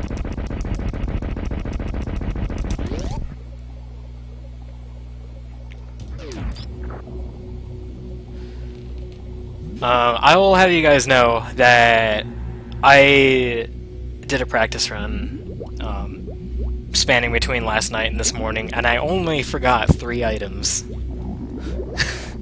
So that's pretty good, right?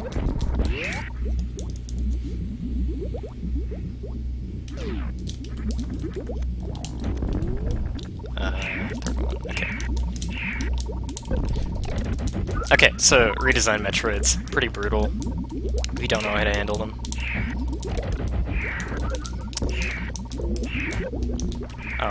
Oh, right, I need to kill 6 in this room.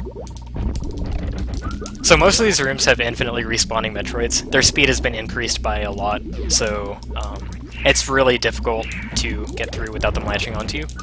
And if you do the normal strat, where you roll on the ground, like side to side, and lay bombs to detach them, you move slower as a Morph Ball.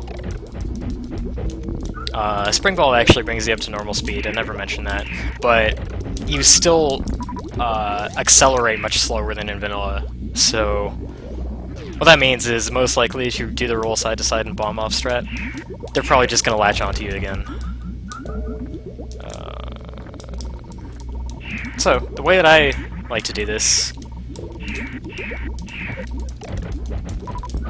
is laying the bomb midair, and then jumping over it and falling into it on the way down, letting Redesign's gravity work for you. There's a little Mach Ball in this room. This skips another room full of Metroids.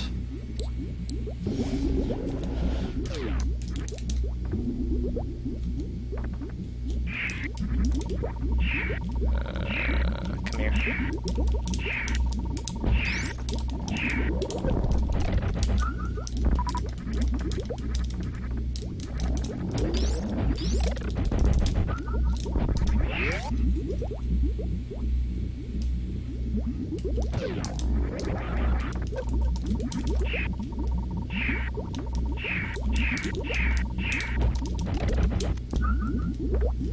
This method of getting Metroids off, I actually prefer doing it this way for vanilla as well. I find it to be very consistent.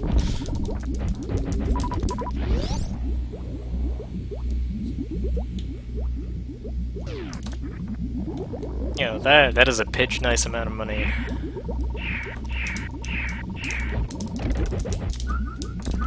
I want to grab this guy. Yeah.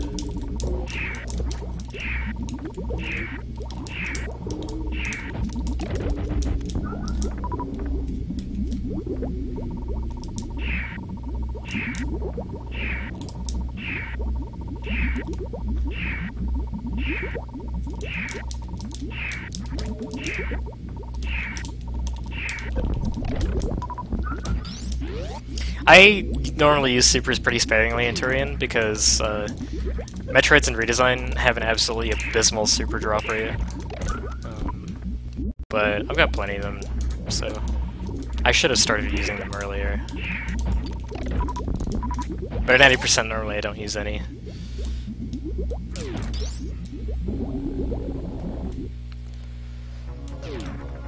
Okay. Alright, time for baby skip. Hopefully I can get this.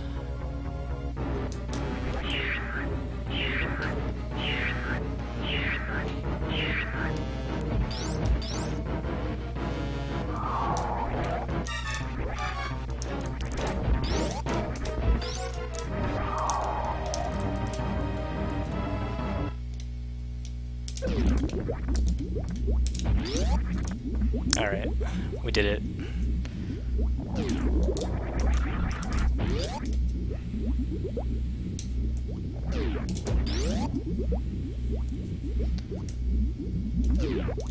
I'm gonna save, just in case something goes really wrong in the escape or Mother Brain or whatnot. I'm also gonna check my missile count. Okay, 300. That is a very good sign.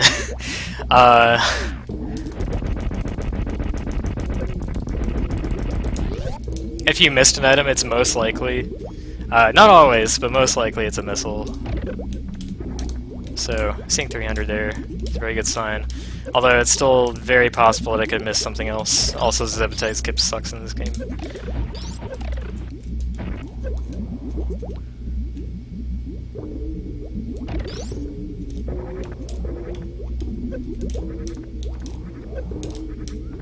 There we go.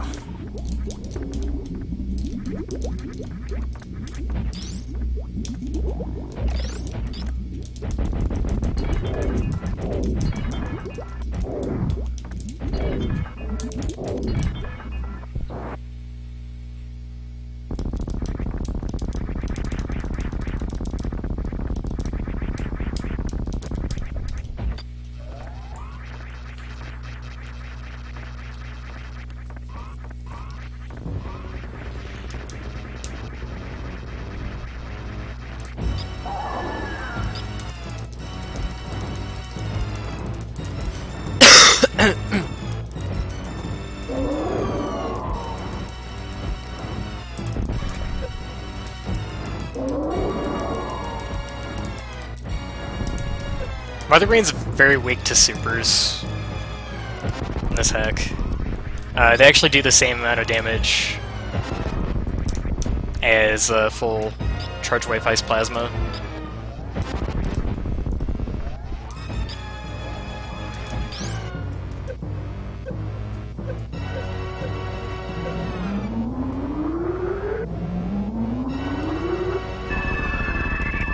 Also, Rainbow Beam is different. It does 439 damage instead.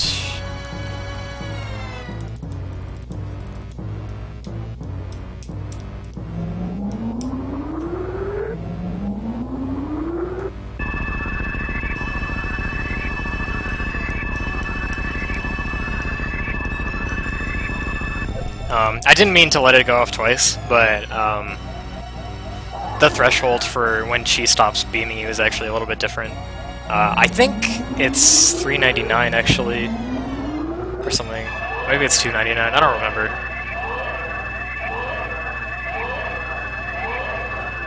Oh, another thing, it's kind of important to note. She takes away all your items except for morph bombs and wall jump. So I have to do the entire escape without all that stuff.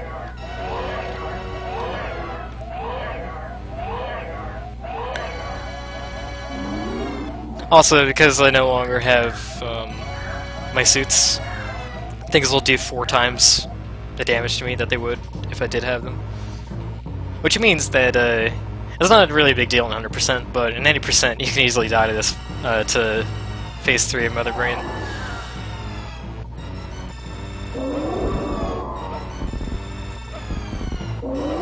Also, stand-up doesn't work, if you're familiar with the stand-up glitch. It doesn't work because the health, the HP windows at which you can stand up, and the actual damage value of the Rainbow Beam, those have been screwed with to the point where it doesn't work.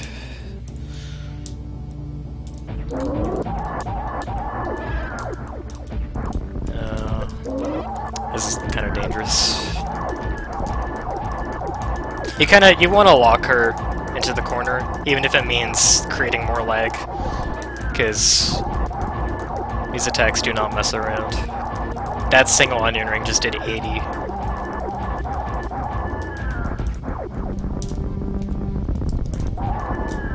Alright, now it's time for one of the most infamous parts of Redesign, the escape.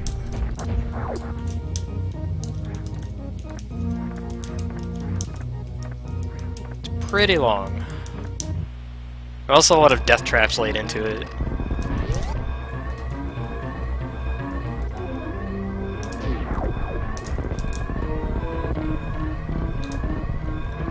Alright, what am I doing? Am I saving them? Or am I killing them? Oh boy, I get to save them. Okay. Well, you guys get to see something a little different. So yeah, 25-minute escape. And you have to do all this without most of your items.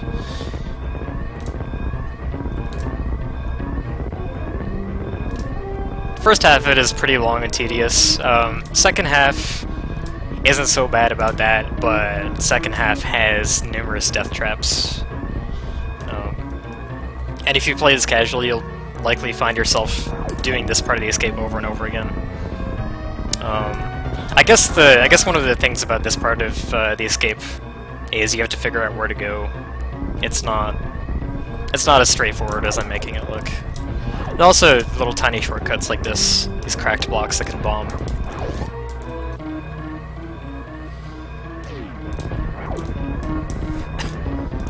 Also, yeah, this was deathless. Pretty sure. I think I would have remembered dying. I'm pretty sure it's deathless.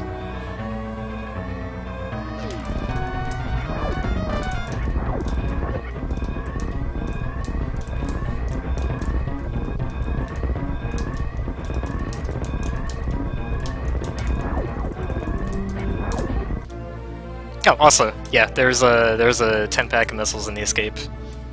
This is the 148th item. You have to open 2 red doors in the escape, and you can't get drops from anything, so if you waste a missile, you're screwed. It's pretty hard to waste one if you're careful enough. I've never actually done it in a run, but I just always, like, it's always in the back of my mind. I feel there's gonna be that one day when it happens. Wow, good job. Also, I totally, it didn't even register in my brain, but I did another Mach Ball under a gate that skips another room. It's kind of similar to the one I did in the non-exploding Predatorian.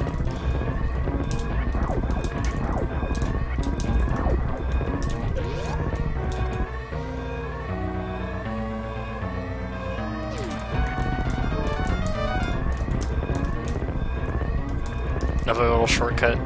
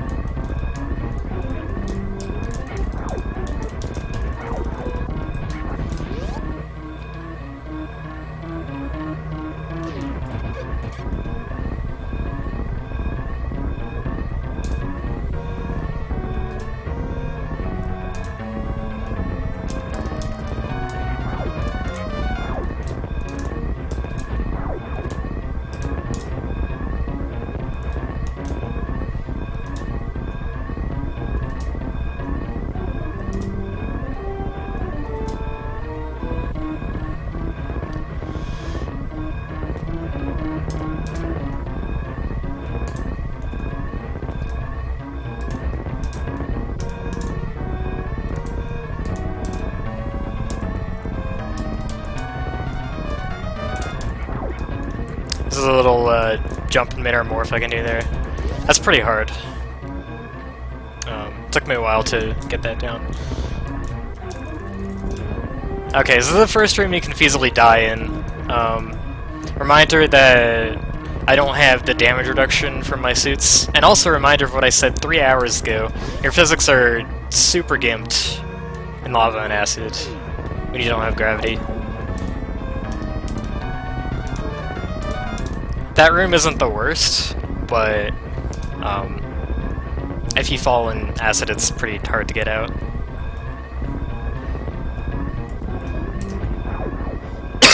Excuse me.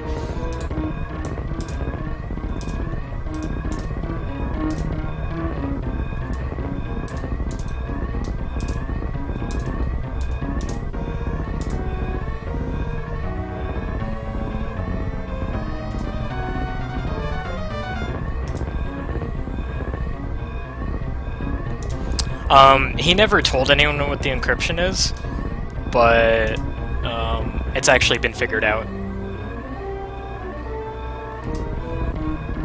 He encrypted all of the level data pointers.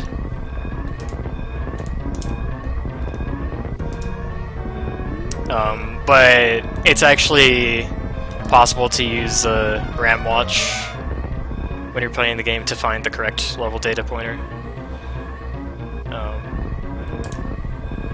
So all you have to do is put that pointer in Smile, and then you can see the room and edit it, and you make your edits, and then you save it, and then you change the level data pointer back to the encrypted one.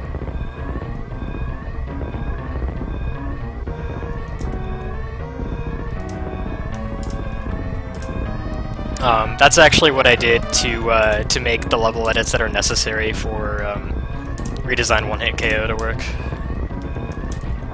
which is a thing that I may end up attempting at some point.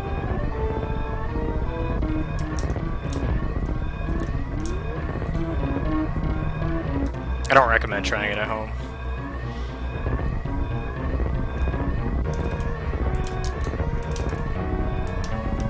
So I kind of like, it didn't register in my brain either, but those two Metroids, they grab you. Again, 100% you're probably fine. You can make it to the bottom of that room without too much trouble, but in any percent you're probably donezo if one of those grabs you. Since you don't have Ice Beam, you've just got Hyper Beam, you can't really do anything to it. You just gotta dodge it.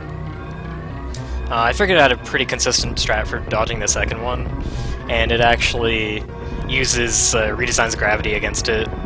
So what I did was I jumped high to lure it to chase after me higher, and then I did a full jump off the edge and so that I would go down, and it went down fast enough that it went off screen, and once it goes off screen, it stops moving. But before I figured that out, that Metroid killed any percent runs.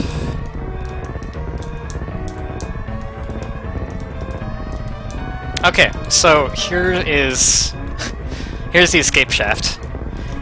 This room is literally as tall as the game engine allows for it to be. You can't make a room taller than this. I think it's 22 tiles, or 22 screens high.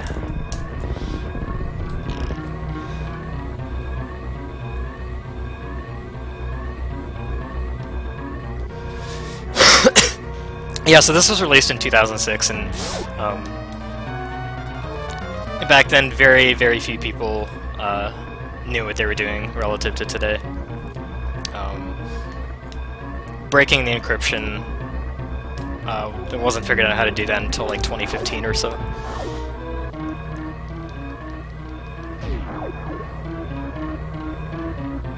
And it was mostly just like stop people from editing the hack if they had trouble with a certain thing. Like if you wanted to beat it, you had to really beat it. There's actually some custom code in this hack that if you're using cheats on an emulator, it'll like screw with how the game functions, and like you won't be able to shoot properly, and some objects become unresponsive and stuff like that.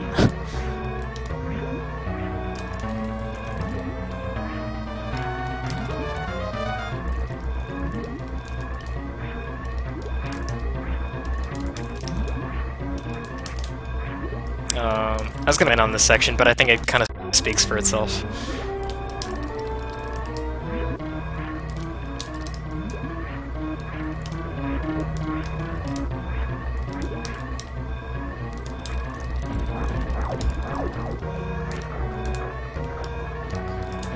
It's actually very easy to change the physics in any Super Metroid ROM. It's much easier to do that than to change the level data in this game. Because it's just a table of values. If you know where the values are, you can just change them to whatever you want.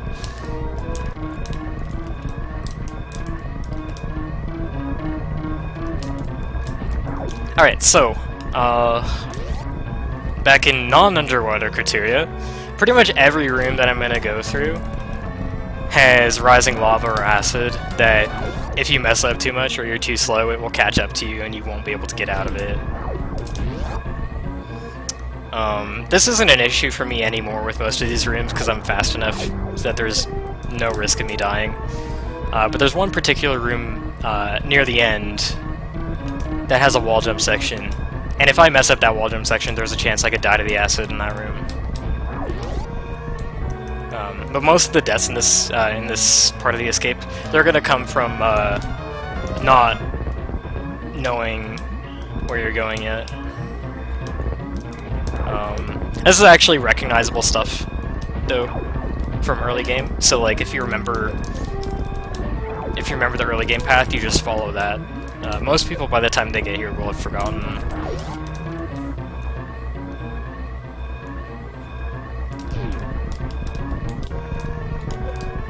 So, in this next room, one of the really cool little things that I love about running this is you get to do an underwater Mach Ball here, which is possible because you break the water line with your jump. And I think you go like probably 4 or 5 times faster than you would if you just rolled through that underwater tunnel normally. Okay, this is an escape-only room. That door only unlocks during the escape. And this is the wall jump room I was talking about with the acid at the bottom. So I have to not screw up, not get steamed, knocked down, and should be good.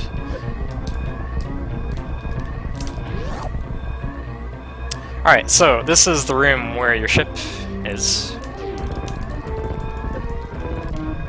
And there's a cave-in, and it's not here anymore. It actually got smart and flew to one of the courtyard areas, so that's where I'm going to have to go. This is the parlor. It's filled with lava now. This is actually this is just a lava tide. It's not going to continually rise, so it's not as scary as it looks. Alright, this is the first courtyard. This is where the leap of faith was at the start of the game. We call this the final boss because you have to do it again, but with steam this time and the screen shaking. And this room's filled with water now, so if you miss it like I just did, that costs an entire minute. You can actually catch yourself with a wall jump at the end, but unfortunately I was unable to do that. It's pretty hard to do that in the heat of the moment. And it's like right at the end of the run.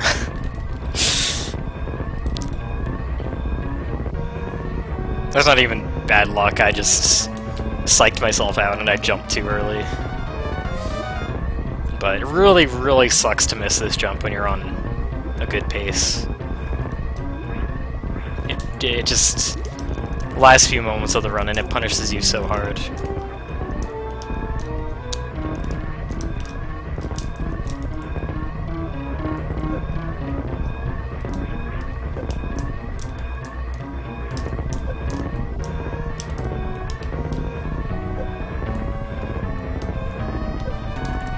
I actually get hit with the steam on purpose there, so that I don't get hit by any of the steams while I'm trying to run and jump off the edge.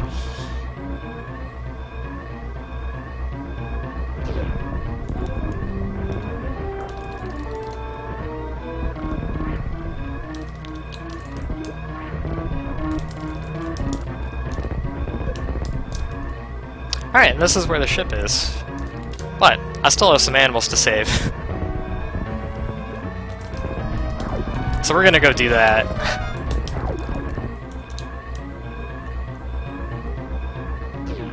The animals are actually in the same place they are in vanilla.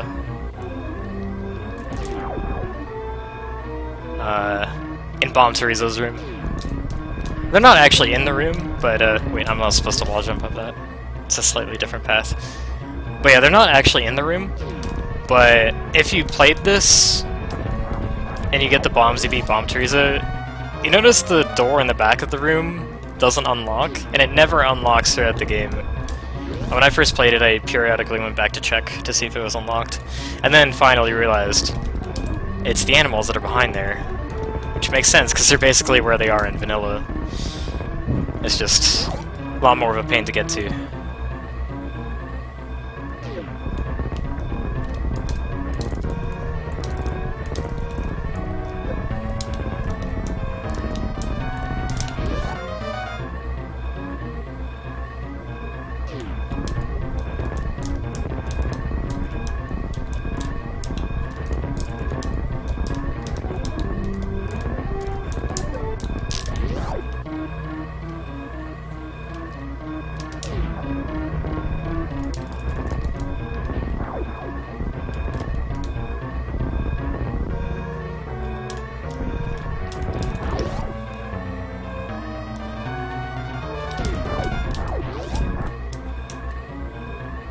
Alright, here we are.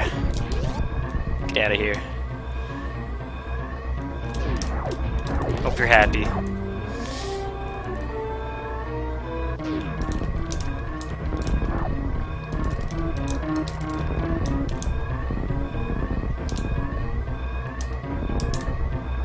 I can't believe I actually got that double bomb jump.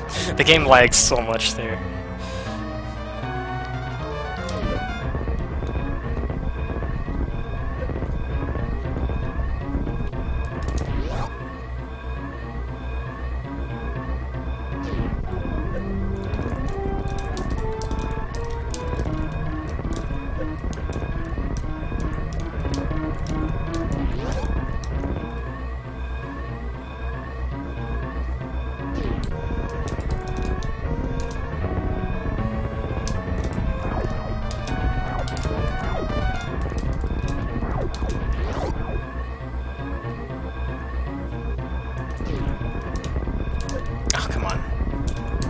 Oh, come on. Good, stop it. That's actually probably the worst room when it comes to Steam. At least it's not dangerous.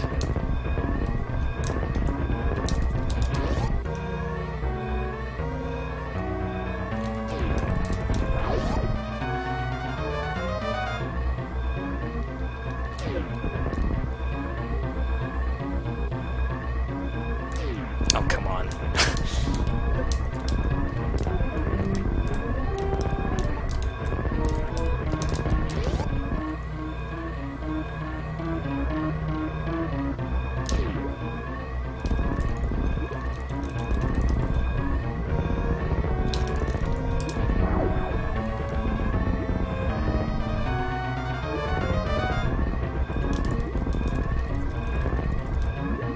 You know the blocks in the parlor that saving the animals removes in vanilla?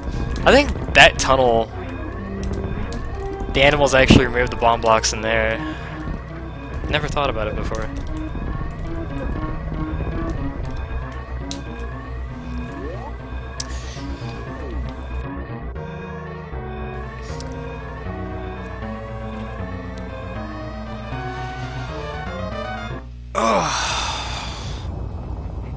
Sub 340, not bad.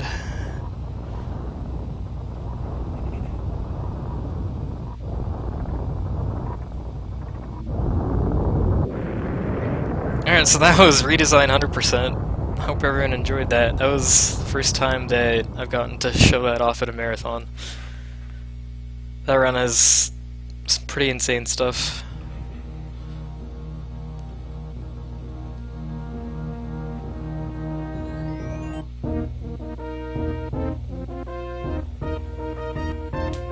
Let's see what the IGT was.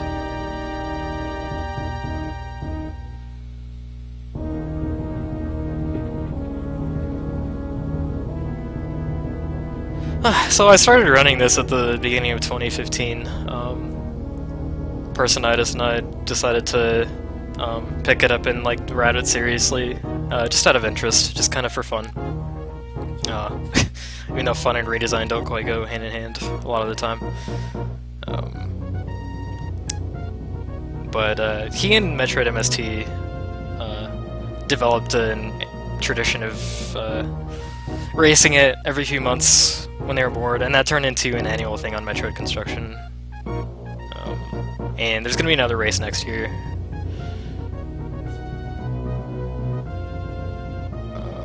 Any percent, of course, but any percent is what I started this with, because it was kind of really daunting doing anything else, and at the time I didn't have the skills necessary to do some of the tricks that are required for 100%. And routing 100% was just...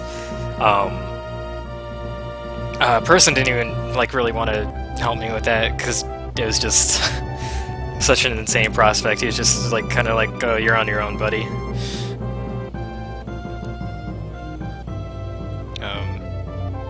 But yeah, so when I started running any percent, my first run was a 409, and it had 10 deaths in it.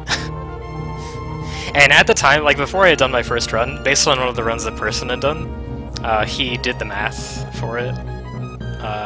He like took all the stuff that he screwed up in his run, he factored that time out, and he factored out the time of his deaths out. He said a decent any percent run would be about 358. And since then we both smashed that time in 80%, and I've actually even beaten it in 100%. My record in this is 332, but there are some things that I hadn't implemented yet, such as early varia, which I learned how to do recently, that if I were to grind that, I'd be able to drive that time down by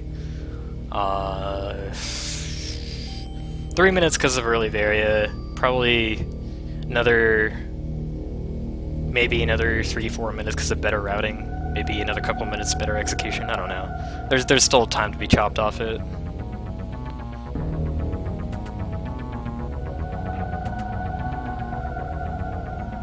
But yeah, so...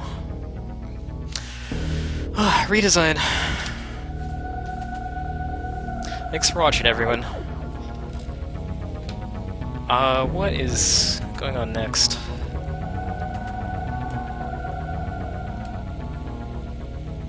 Yes! Yes! 100%. Actually confirmed now. That makes me really happy because it's super easy to forget an item in this. There's so many items and just so many twists and turns in the route. I actually was kind of went into this expecting I'd probably forget an item. So I'm really happy that I actually got Hondo. So yeah, I guess I should cut now if whoever going on next, are they ready?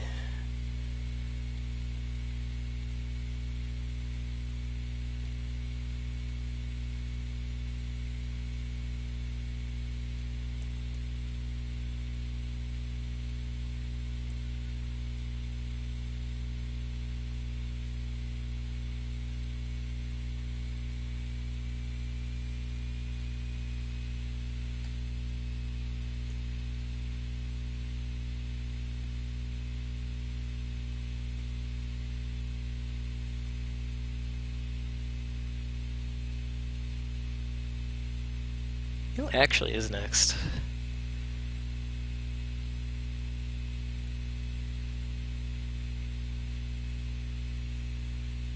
I'll remember as soon as someone tells me. Alright, I can cut. Alright, I will do that.